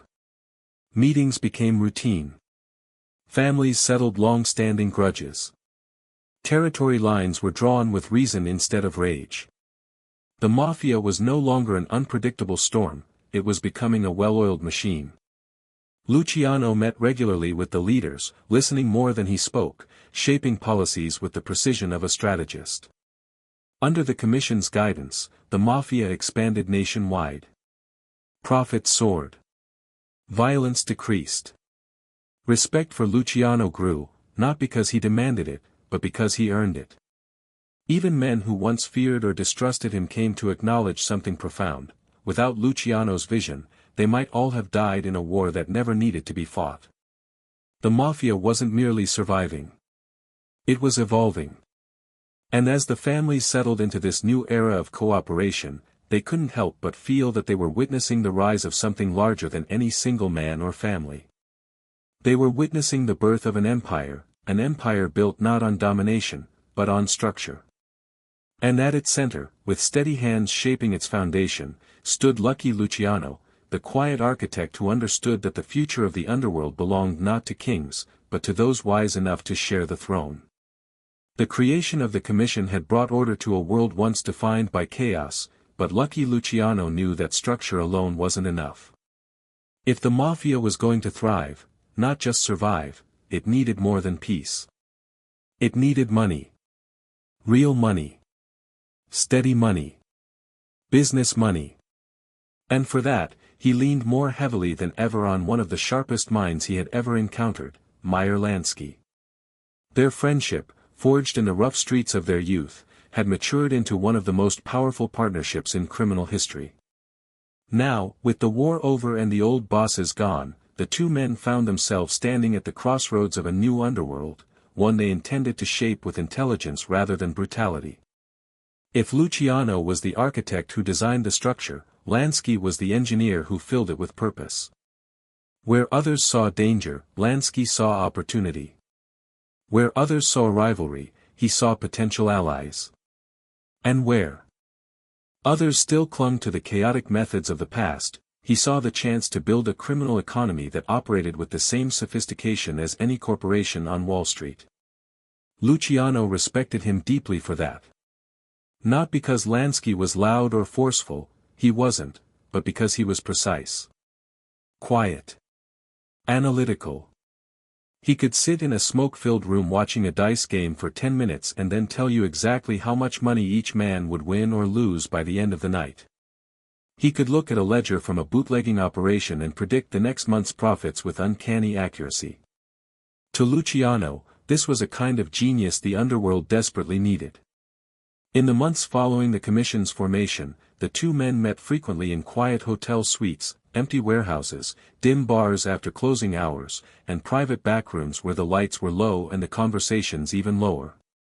They discussed not just criminal operations, but strategy, how to transition from small-time rackets into nationwide enterprises. How to replace the unpredictable violence of the past with organized systems that brought in money without attracting unnecessary attention. Everything was about balance. Profit without chaos. Influence without noise. Expansion without arrogance. The first major shift came in the world of gambling. For decades, gambling in New York had been a messy, loosely controlled industry dominated by small operators who fought constantly for turf. Luciano saw the inefficiency immediately. Through Lansky's connections and calculations, they began consolidating gambling operations, buying out some operators, partnering with others, pushing out those who refused to adapt. Illegal casinos began running with the efficiency of legitimate businesses. Dealers were trained. Security was organized. Money was tracked meticulously. And all of it flowed upward in predictable streams that fed the families through the commission. From the bustling streets of Manhattan to quiet clubs in Brooklyn, gambling dens now operated with a quiet professionalism that stunned older gangsters. They couldn't believe how clean everything looked. How smoothly money moved. How quietly problems were resolved. Behind every improvement was Lansky's influence, and behind Lansky stood Luciano's unwavering trust. But gambling was only the beginning. Together, they expanded into the unions. Luciano understood that controlling labor meant controlling the backbone of the city. Construction. Shipping. Trucking. Dockworkers. If you influenced the unions, you influenced the city's economy itself. And unlike the old bosses who bullied and threatened, Luciano and Lansky used a mix of subtle pressure, negotiation, and strategic alliances. They offered stability in exchange for cooperation. They used profits to strengthen relationships with politicians, businessmen, and union leaders. One meeting in particular, held in a dimly lit office overlooking the river, became legendary in their circle. Lansky pointed at a map of New York and quietly explained how the flow of goods through the docks represented millions in potential profit, if only the right people controlled the right hands on the loading cranes. Luciano listened intently, nodding as he absorbed the scale of the opportunity. Within months, the docks became one of their most powerful assets. Nightclubs became another cornerstone of their empire. Jazz clubs in Harlem, glamorous establishments in Midtown, smoky basement lounges in Brooklyn, all became fertile business grounds. Luciano understood people. Lansky understood numbers. Together, they created nightlife circuits where money flowed endlessly through drinks, entertainment, gambling, and protection. Celebrities, politicians, businessmen, all mingled in spaces controlled quietly by the organization. The lines between legitimate society and criminal influence blurred with every passing night. And then, in a whisper that slowly grew louder, came the narcotics trade, a subject that divided even the most open-minded mobsters. Many Old World leaders had avoided drugs entirely, seeing them as dishonorable or too risky. But Luciano and Lansky saw the truth: narcotics brought in profits beyond anything the Mafia had ever seen. They didn't dive in recklessly. They approached it with the same methodical planning they used everywhere else: limited involvement, steady distribution channels, careful insulation layers that kept their names far from the product. Whether Luciano personally approved of narcotics remained debated among historians, but one thing was certain: under his and Lansky's watch, the drug world became more structured, more organized, and far more profitable. Their partnership didn't just transform New York, it reached beyond state lines. Lansky had ties in Florida, where gambling thrived. He had relationships with Cuban investors and a growing influence in Havana. He saw the island not as a tourist paradise, but as a potential hub, a central point where money could be laundered, fortunes multiplied, and deals struck out of reach of American authorities. Luciano supported him entirely. Together, they sowed the seeds of a future empire that would one day stretch all the way to Las Vegas. What made their partnership so remarkable wasn't just the money they made, it was the way they worked. Luciano trusted Lansky completely, a rare thing in the underworld. Lansky, in turn, valued Luciano's instinct, charisma, and ability to unify men who otherwise would have destroyed each other. They balanced each other in a way few partnerships ever could. There were nights when they sat together overlooking the city skyline, Luciano with a drink in his hand, Lansky with a notepad, both staring at the lights flickering across the horizon. They didn't speak much during these moments. They didn't need to. They had built something extraordinary. Something stable. Something that could last generations. While the world saw criminals, they saw businessmen. While others saw danger, they saw design. While the old bosses saw chaos, they saw opportunity. And together, Lucky Luciano and Meyer Lansky quietly shaped an underground economy so vast and structured that it rivaled legitimate industries. This was not just a partnership. It was the financial foundation of the modern American Mafia. And it was only the beginning. New York in the 1930s glowed with a strange kind of electricity, nightclubs humming with jazz, bright signs flickering against midnight skies, and people drifting in and out of smoky rooms searching for escape, entertainment, or forbidden pleasures the daylight world refused to acknowledge. For Lucky Luciano, this wasn't just nightlife, it was opportunity. It was a world where illusion and desire danced hand in hand, where people loosened their morals along with their ties, where secrets slipped between cigarette smoke and champagne bubbles. And beneath the glamour, beneath the glittering facade, lay one of the most profitable underworld empires he ever built. The transformation began quietly. As prohibition wound down and the city's bars began opening legally again, new doors opened for business. Clubs that once operated in fear of police raids suddenly had a chance to thrive openly, but they still needed protection, organization, supplies, entertainment, and management. These needs created a vast network of vulnerabilities, and no one understood how to exploit them better than Luciano. Unlike the old bosses who saw nightlife as a chaotic playground for drunk men and shady deals, Luciano saw an industry. A machine. A living organism with veins full of cash. And alongside Meyer Lansky, he set out to build an empire that stretched from Harlem jazz clubs to midtown supper lounges, from Brooklyn speakeasies to glamorous Manhattan theaters. The clubs themselves were magnetic. Inside, the air shimmered with music and laughter. Horns blared softly from the stage, pianos danced beneath singers' voices, and dancers glided across polished floors. Wealthy businessmen sat beside nervous tourists, politicians enjoyed private tables. In curtained alcoves, entertainers flocked to rooms where their careers could be made in a single night. Every table, every bottle, every whispered conversation fed into Luciano's long-term vision. At the center of this world stood the sex trade, the red light undercurrent of the nightlife economy. It was never glamorous, never spoken of in the way people talked about jazz or dancing, but it existed everywhere. Escorts, brothels, call girls, streetwalkers, madams, they all operated in the shadows of the places Luciano controlled. And where they operated, money flowed.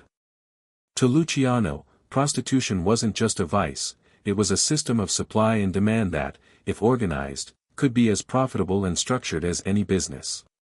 Before he stepped in, the trade was chaotic, run by small pimps, violent enforcers, and desperate women with no protection or stability. It was a world full of danger and inefficiency.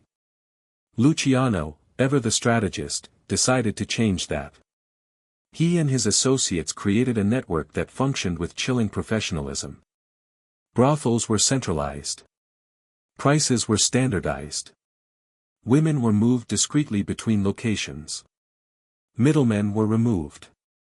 Payments were organized, documented, and delivered upward with precision.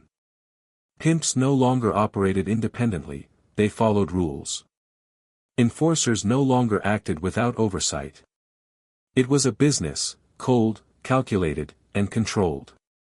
For many women, the system was dangerous and exploitative. Luciano's organization did not soften the cruelty of the trade, if anything, it made it more industrial. It was one of the darker parts of his empire, one that would later become the center of the government's case against him.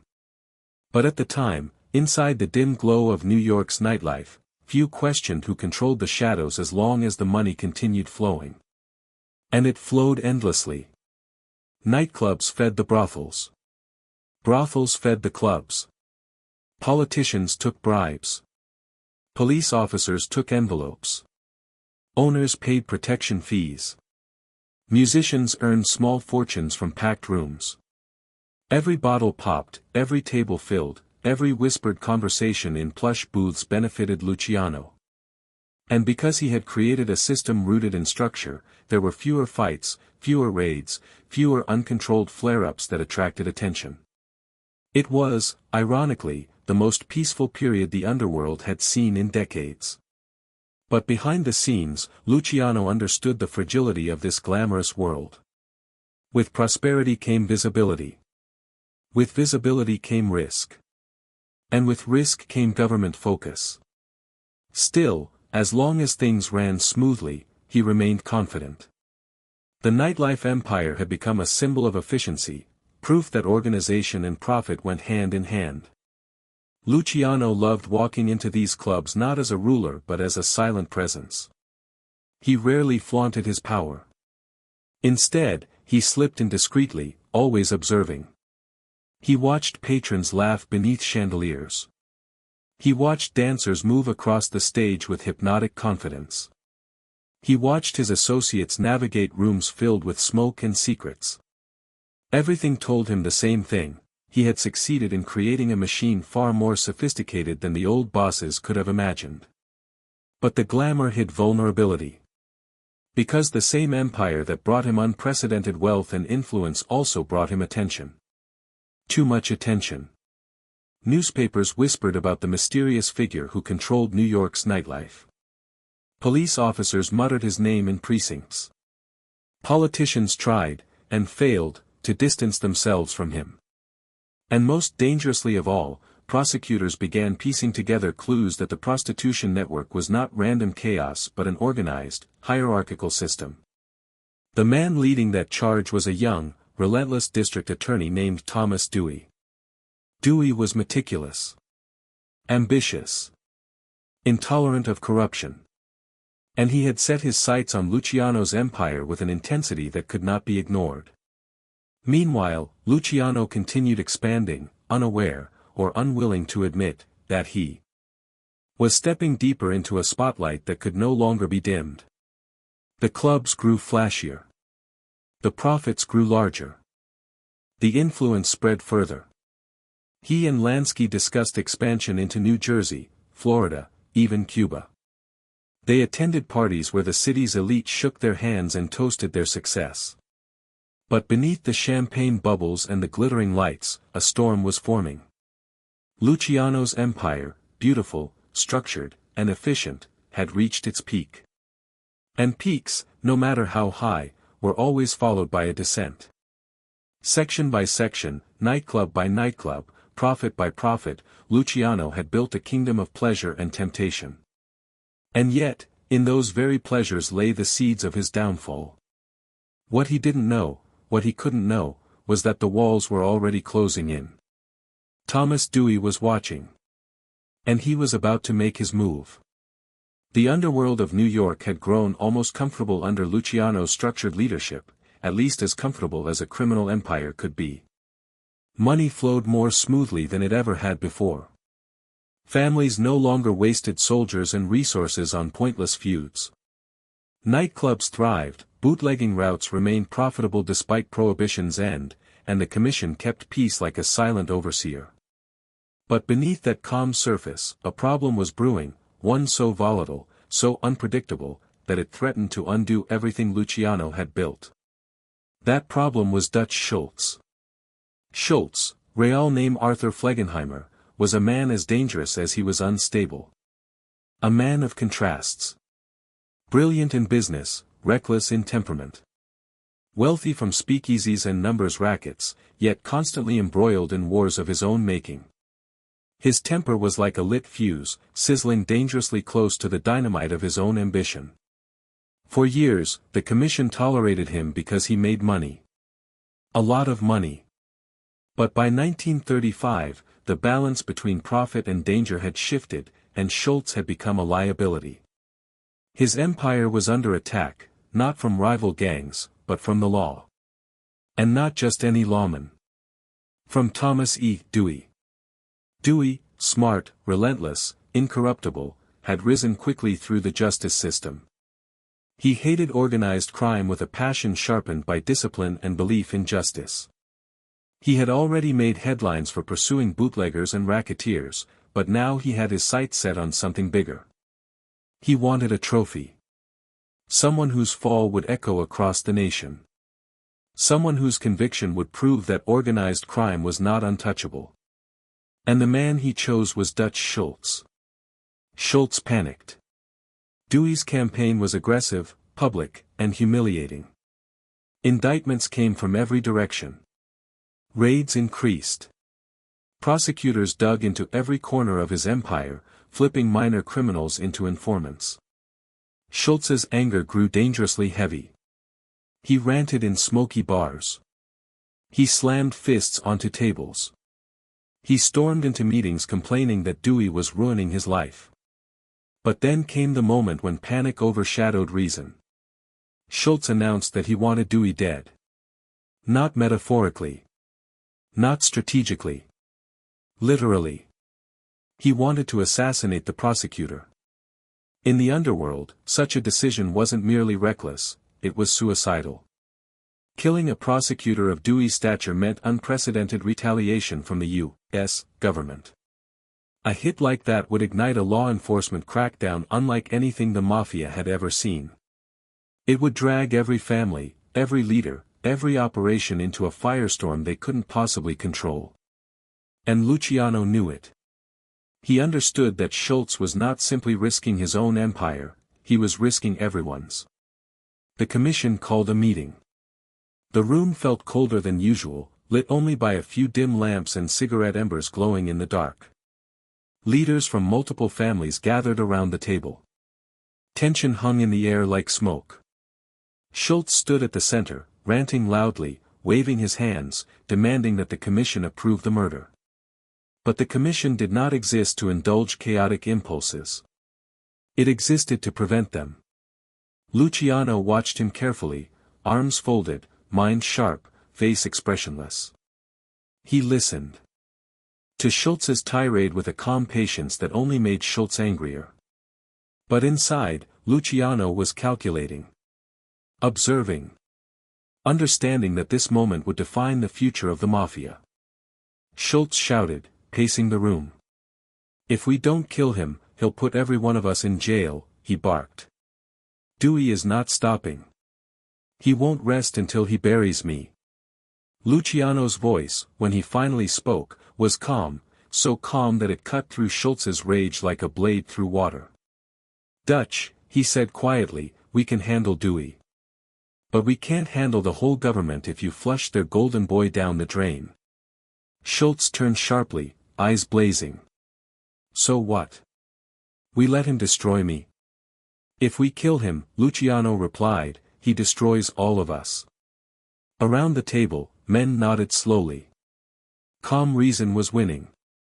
But Schultz was beyond reason. He slammed his fist again. "I'm not asking for permission." And there it was, the moment when Schultz crossed a line no one in the room could ignore. Luciano felt the shift immediately. The commission's leaders exchanged looks, silent agreements forming in the space between a breath and a heartbeat.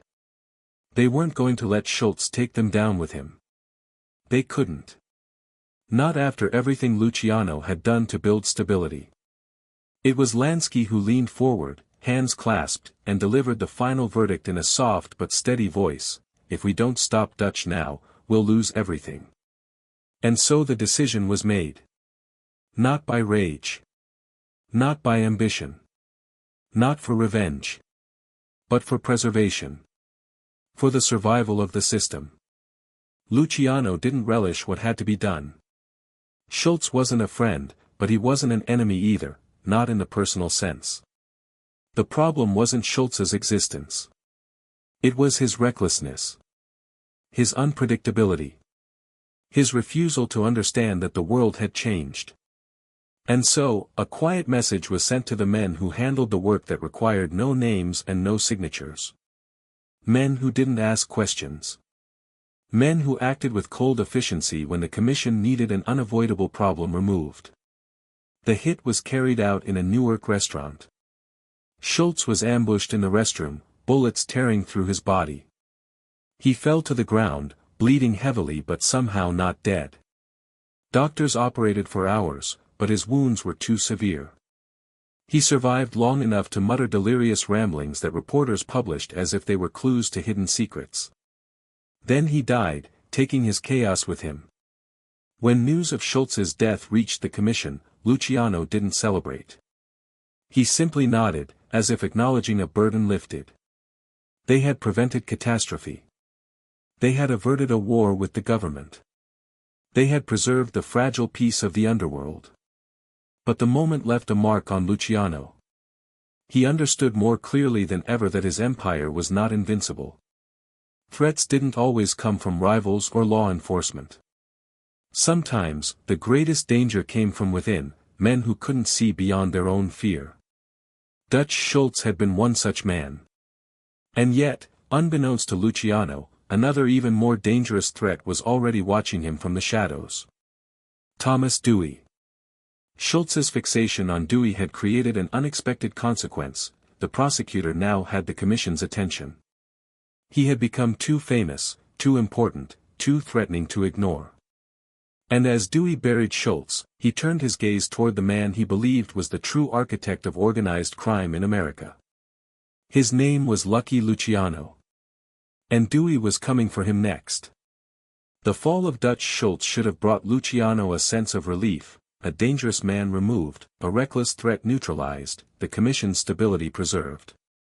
But instead, it ushered in a new and far more formidable enemy. One not driven by desperation or ego, but by discipline, ambition, and an unwavering commitment to justice. The man Schultz had wanted dead, the man Luciano had protected for the sake of self-preservation, was now turning the full force of his attention on Luciano himself. Thomas E. Dewey. In the years before the conflict erupted, Dewey had been rising quietly, steadily, with an almost clinical determination. He had built his reputation on methodical precision, prosecuting bootleggers, racketeers, and union fixers. Unlike many lawmen of his time, he wasn't interested in bribes, wasn't swayed by threats, and wasn't intimidated by the shadows of the underworld. Dewey believed in law so fiercely it became his identity. To him, organized crime wasn't just a challenge, it was a moral obligation, a stain he intended to scrub from New York permanently. And after Schultz, the next logical target was the man everyone whispered about, the architect behind the modern mafia, the figure whose influence stretched into gambling, prostitution, unions, and politics. Lucky Luciano. Dewey didn't strike quickly. He didn't storm clubs or arrest associates without purpose. He was far too meticulous for that. Instead, he built his case piece by piece, starting with an industry that most mobsters saw as too shameful, too fragmented, or too insignificant to organize: prostitution. But Luciano had organized it. Efficiently. Systematically. And Dewey knew it. He began by targeting brothels with coordinated raids, arresting madams, prostitutes, runners, clerks, anyone connected to the operation. He interrogated them relentlessly. Some refused to speak, others, terrified or resentful, offered fragments of information. Dewey pieced those fragments together like a puzzle. He discovered patterns: payments delivered on certain days, women transferred between houses, coded messages exchanged through intermediaries. He traced those patterns back to Luciano. It didn't matter that Luciano kept himself insulated through layers of lieutenants. It didn't matter that he rarely visited brothels or issued explicit orders. Dewey understood something crucial about organized crime: the man at the top never touched the dirt. But he didn't have to. Influence left fingerprints even where presence didn't. Night after night, Dewey's investigators pored over ledgers and testimonies, reconstructing the invisible architecture Luciano had built.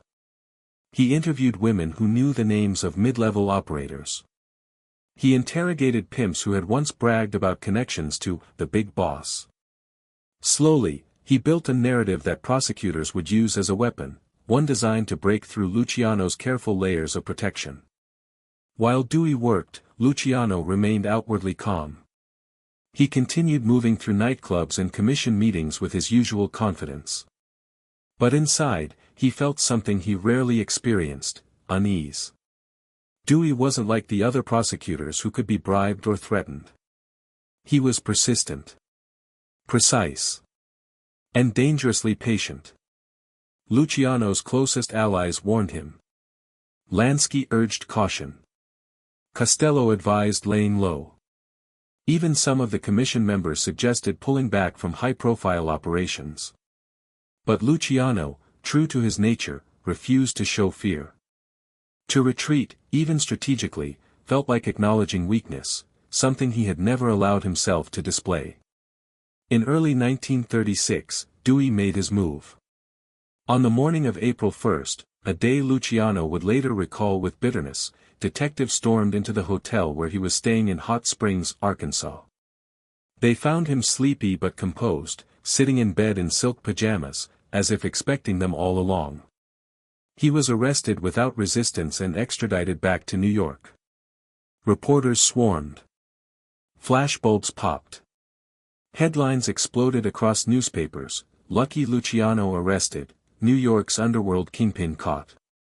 From the moment he returned to the city, the trial was a spectacle. Courtrooms overflowed. Reporters scribbled furiously. The public buzzed with curiosity. Who was this man who controlled so much of the city's secret world? What did he look like? How did he speak? Was he truly the mastermind prosecutors claimed? Dewey presented his case with cold precision. He brought witness after witness to the stand, women trembling as they testified through tears, pimps describing the flow of money, madams recounting meetings with men who worked under Luciano. Dewey narrated every detail with relentless focus, painting a picture of Luciano as the central figure in a vast prostitution network. Luciano sat calmly throughout the trial, impeccably dressed, expression unreadable. He whispered occasionally to his lawyers, but he never appeared rattled. To many observers, he seemed almost detached, as if watching someone else's fate being decided. But behind the calm exterior, he felt the walls closing in. Some witnesses lied. Some were pressured. Some exaggerated to save themselves. Others simply repeated rumors they had heard. But in the courtroom, facts mattered less than perception. Dewey was a master of narrative. He turned every inconsistency into a stepping stone toward conviction. Luciano's defense argued that he had never been directly involved in the sex trade, that he was being targeted because of his reputation, that Dewey wanted a high-profile victory to bolster his political ambitions. But the tide of public opinion had already turned. Dewey had framed the case not as a battle against one man, but as a battle against the entire criminal system of New York. And in that narrative, Luciano was the perfect villain. When the verdict finally came, the courtroom fell silent. The judge's voice echoed through the chamber, guilty. Count after count. Luciano showed no emotion. No sigh. No grimace. No protest. He simply nodded and whispered something brief to his attorney, no one ever learned what. The sentence was severe, 30 to 50 years in state prison. Gasps rippled through the room. Luciano didn't flinch.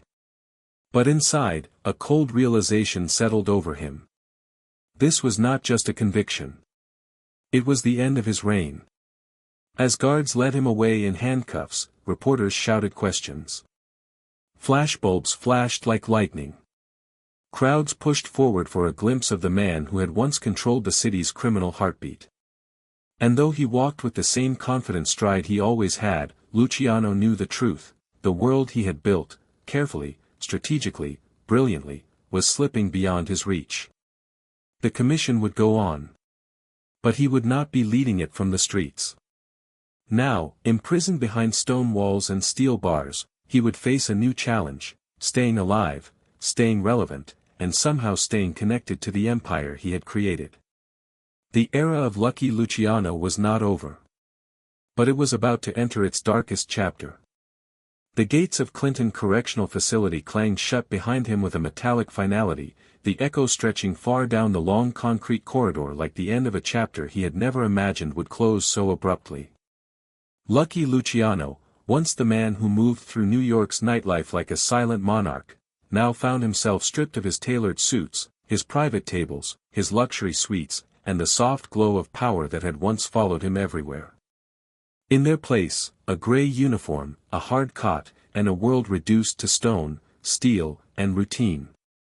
Prison was its own universe, cut off from the rhythm of the streets, the lights of Manhattan, the murmured conversations of men plotting fortunes in dim backrooms. Here, time moved differently. Slower. Heavier. Each day folded into the next like repeated pages in a book with no ending. But even in this bleak new world, Luciano did not crumble. He would not allow himself to. The instincts that had made him rise in the underworld now helped him survive behind bars. His first days were the hardest. The noise inside the prison felt overwhelming, distant shouts bouncing off the walls, the constant slam of metal doors, guards barking orders along the walkways. The smell of disinfectant mixed with old concrete and sweat. The air was thick, stale, devoid of the life he once breathed so easily. Prisoners eyed him as he passed. Some recognized him. Others whispered his name with a mix of fear and curiosity. A few stared with resentment, knowing who he was, knowing what he had done, or believing what Dewey had said he had done. Yet Luciano walked through the cell blocks with an eerily calm composure, as if this were simply another challenge to navigate. Fear, after all, served no purpose here. Within days, he had established a quiet rhythm.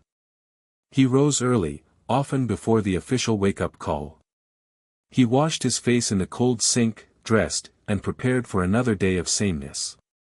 Breakfast was always loud, men arguing, trading, scheming, but Luciano sat quietly, eating little, observing much.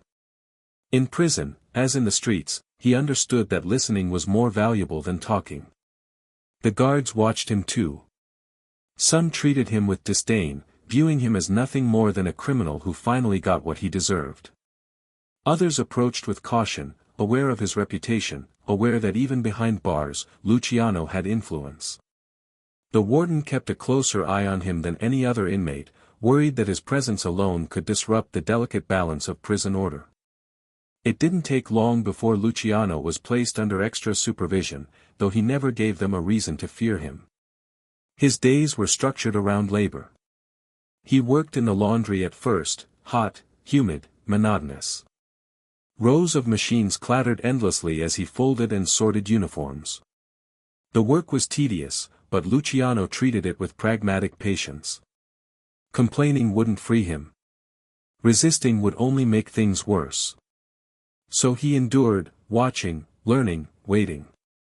Over time, the guards noticed that he never caused issues, never fought, never raised his voice. His discipline, ironically, earned their respect. They saw he had no interest in stirring trouble. And slowly, they eased their hostility, interacting with him as they would any other inmate, sometimes even better than that. Luciano's mind, however, never rested. Even in a cage, he thought like a strategist. He analyzed the prison's hierarchy, understanding who held influence among the inmates, who could be trusted, who needed to be avoided. He stayed away from violence, knowing that any altercation, no matter how justified, could worsen his situation.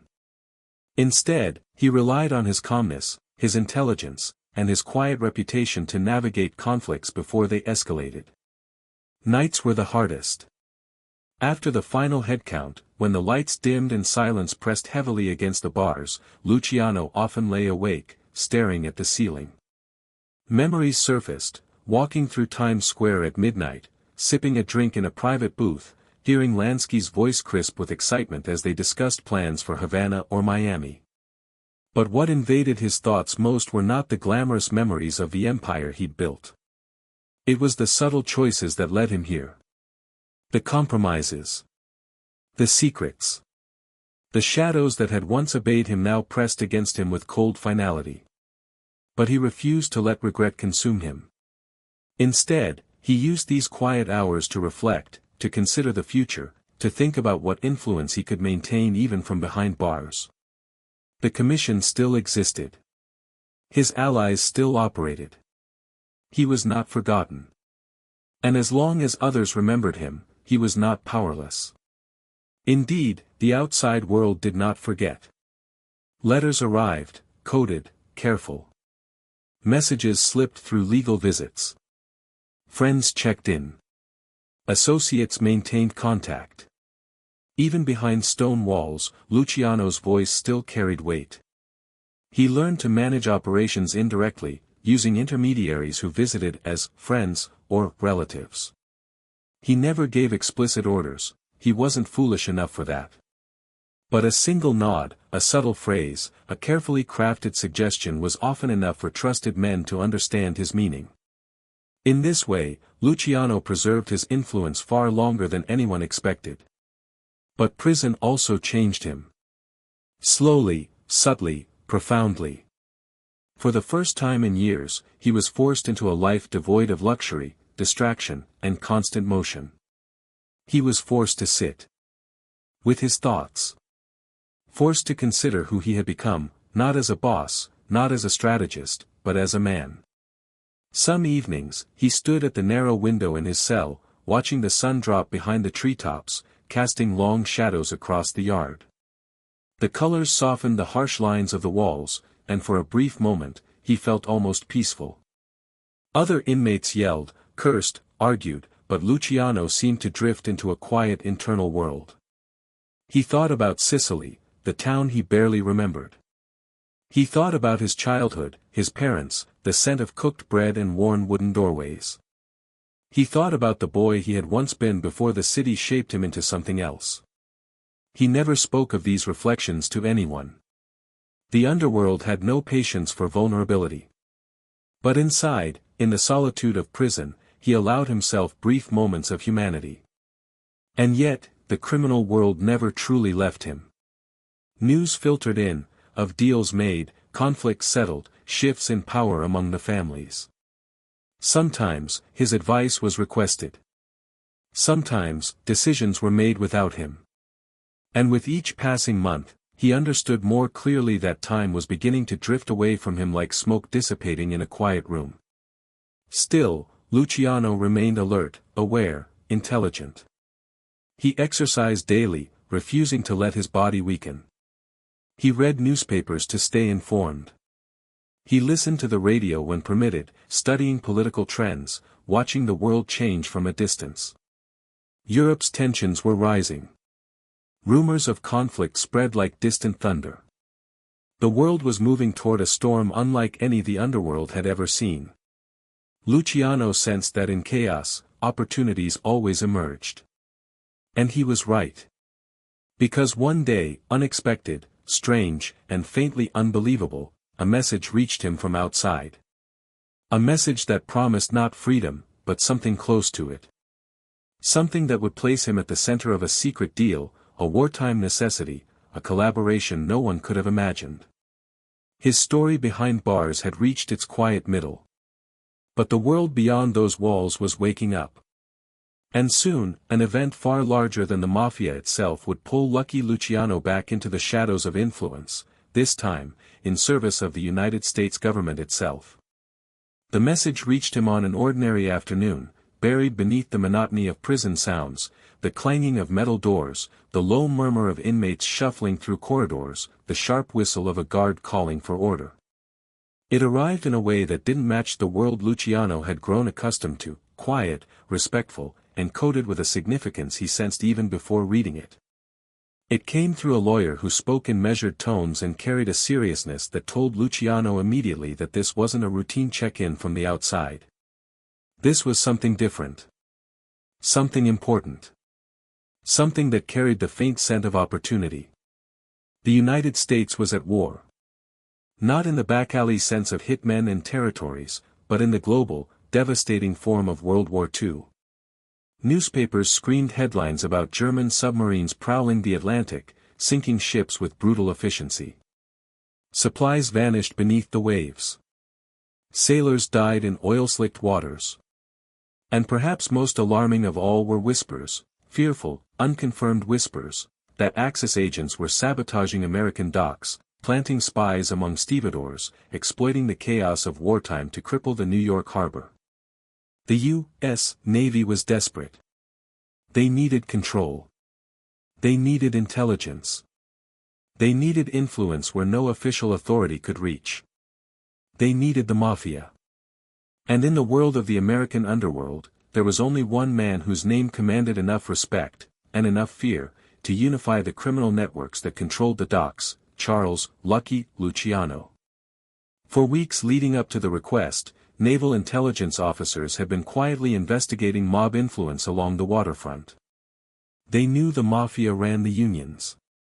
They knew who controlled the trucks, the warehouses, the loading crews, the dock bosses. They knew that mobsters, not government agents, had eyes in the deepest corners of the harbor. But approaching the Mafia required delicacy. Trust. Negotiation. Eventually, all roads pointed to one person. Not Genovese, who was unreliable and erratic. Not Costello, who preferred political influence to direct confrontation.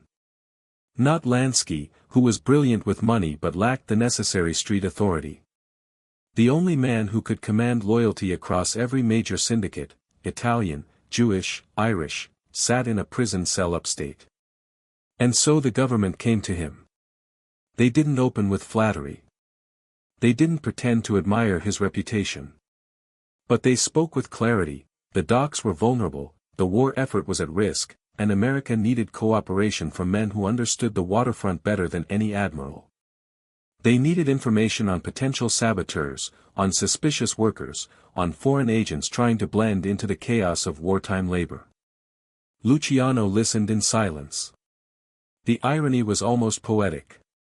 Here he was, the man who once ruled the city from smoky backrooms and nightclub booths, now being asked to help the very government that had locked him away. But life had taught him to see opportunity even in contradiction. He understood immediately that this wasn't just about patriotism. This was about leverage. What he did next was not theatrical, nor did he pretend to be moved by patriotic zeal. He weighed the offer carefully, measured, emotionless, strategic. Helping the government would not erase his crimes. It would not magically restore the world he once controlled. But it could give him something invaluable. A path out. If the government needed him badly enough, he knew what he could ask in return. The negotiations that followed were cautious. Lawyers danced around legal language. Officials insisted on secrecy. Undercover operatives visited Luciano not as enemies, but as cautious collaborators. And through it all, Luciano remained calm, offering no more than what was necessary. His role was simple on paper but profound in effect, to guarantee cooperation from the Mafia-controlled dockworkers and ensure that sabotage, whether real or imagined, did not threaten the ships leaving New York Harbor. And so Operation Underworld began. It unfolded quietly, without fanfare or public announcements. Luciano never left prison to direct the operations, instead, his influence traveled outward through carefully chosen emissaries. Meetings were held behind closed doors, arranged through intermediaries who carried no written instructions. Men loyal to Luciano, Frank Costello, Meyer Lansky, and local dock leaders, spread the message with subtle authority. The docks were now under strict watch, and anyone interfering with war efforts would face consequences far more immediate than government punishment. Whispers turned into action. Dockworkers reported strange activity. Suspicious individuals vanished from piers before they could cause trouble. Fire hazards were reduced. Equipment was guarded more carefully. Rumors of sabotage slowly faded into silence. The Mafia's reach protected the harbor in ways the government could not publicly acknowledge, but could not deny privately. For all his flaws, Luciano delivered exactly what was needed: stability, control, and the elimination of threats, real or imagined. During these months, Luciano's life inside prison changed subtly. Guards treated him with a new, quiet respect, though no one dared speak of the arrangement openly. Visits increased. Lawyers arrived more often, carrying updates whispered in coded phrases. Even the warden, once strict and distant, interacted with him more like a man of significance rather than just another inmate. Yet Luciano never bragged. Never demanded recognition. He was smart enough to understand that secrecy was part of the deal. Public knowledge of his cooperation would damage the government and destroy any influence he had left in the underworld. So he stayed silent.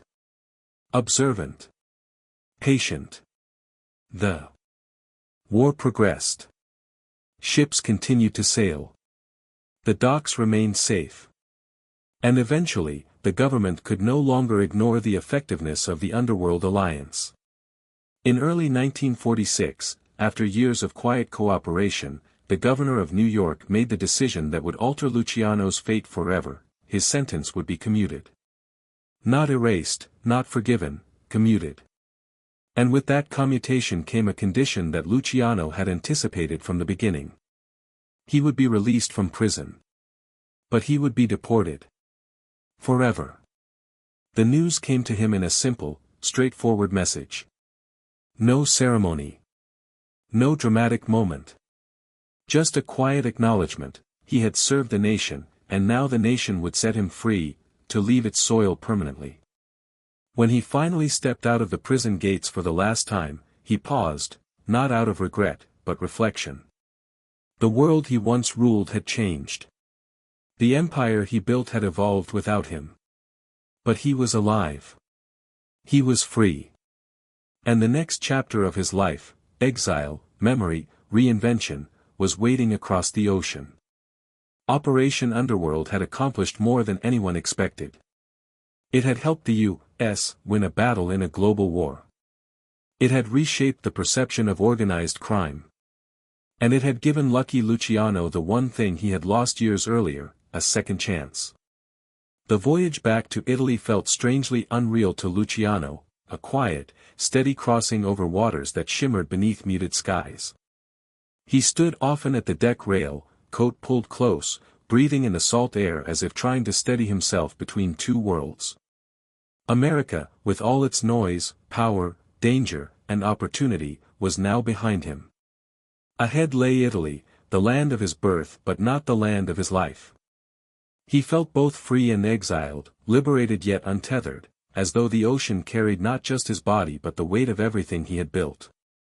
His release from prison had been transactional, not triumphant. He had helped the United States during the war, guiding the underworld into cooperation to protect the docks.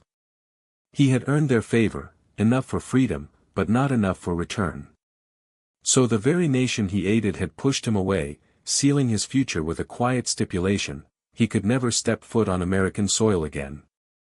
When the ship docked in Sicily, the reception was modest.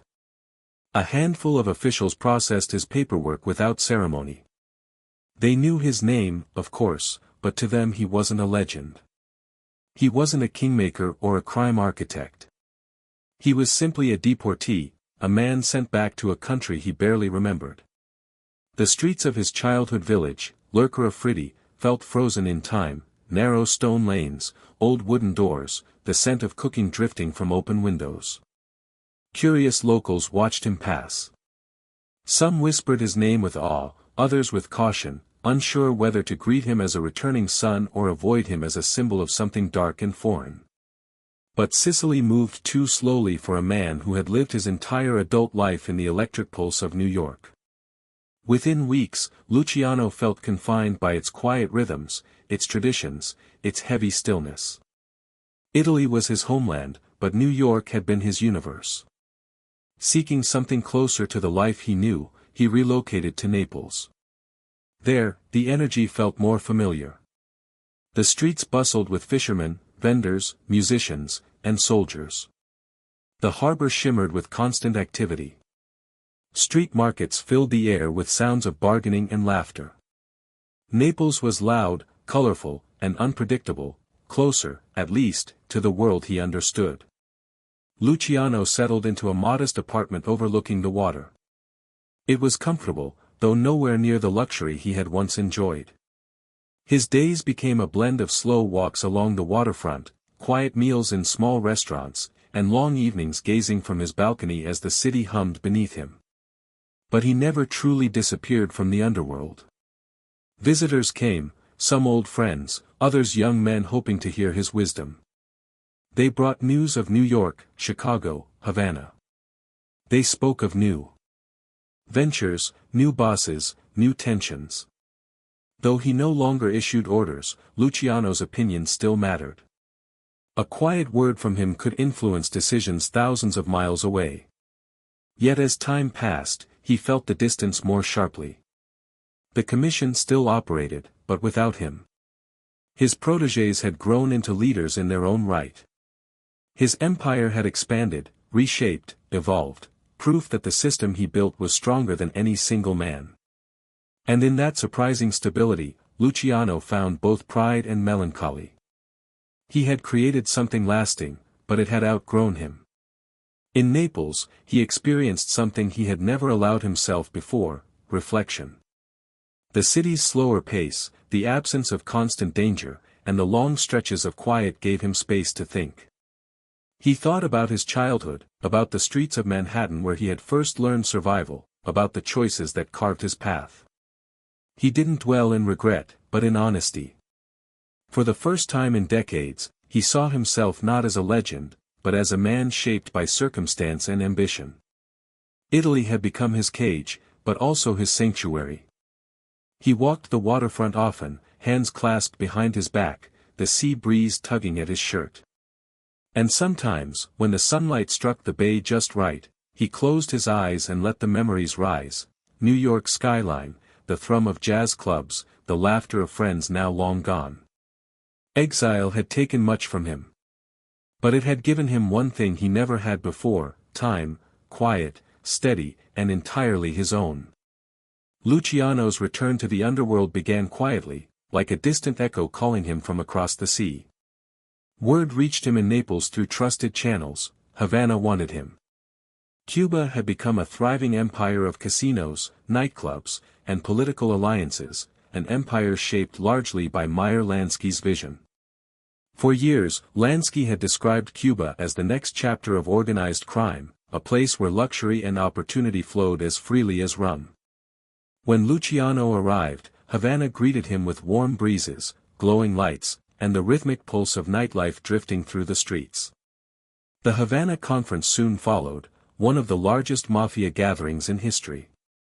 Bosses from across America arrived quietly, blending into the glamour of hotels and casinos.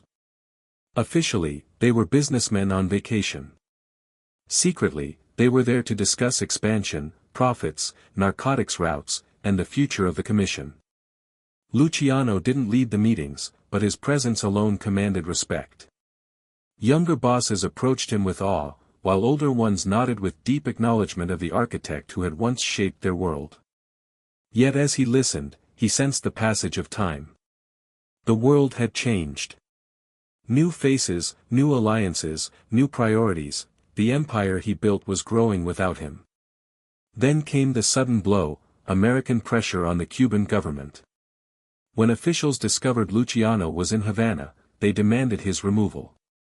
Fearing diplomatic conflict, Cuba quietly forced him to leave. As Luciano boarded the ship back to Italy, the lights of Havana shimmered behind him, beautiful, distant, and unreachable. Back in Naples, he settled into a quieter life. The days grew slower, the nights more reflective. He advised visitors occasionally, but no longer tried to influence the empire he once commanded. He had touched power again, briefly, but exile remained his final boundary. News of Luciano's death spread gently, carried through whispers that rippled across continents. Though he died far from New York, the world he built felt the loss instantly. Aging bosses paused in back rooms, remembering the calm strategist who once ended wars with quiet decisions. Younger mobsters repeated his name with reverence, retelling stories of the man who designed the five-family structure that still shaped their world. In Havana, old casino workers remembered the nights he walked through glittering halls with understated authority. In New York, men who had never met him still felt his influence in every rule, every alliance, every moment of order that had replaced decades of chaos. Even in Sicily, his birthplace, elderly locals murmured his name, recalling the boy who left for America and returned a legend. Luciano's funeral in Naples was small and discreet. A few loyal associates stood in silence as flowers were placed on his coffin. There were no grand speeches, no elaborate displays, only a quiet farewell to a man whose life had been anything but quiet. Yet the world continued to carry his imprint. The commission he created endured long after his passing. The structure, the rules, and the balance he introduced became the backbone of organized crime for generations. Scholars wrote about him. Filmmakers dramatized him. Historians debated his complexities, criminal mastermind, visionary leader, or something in between. In the end, Luciano's life embodied contradiction. He was both builder and outlaw, strategist and exile, feared figure and respected visionary. His final years in Naples were quiet, marked by reflection rather than power. And when he collapsed at the airport that winter day, waiting to discuss a film about his life, he died not as a kingpin, but as a man who had lived an extraordinary, conflicted journey. His empire faded. His influence remained. And his story lived on.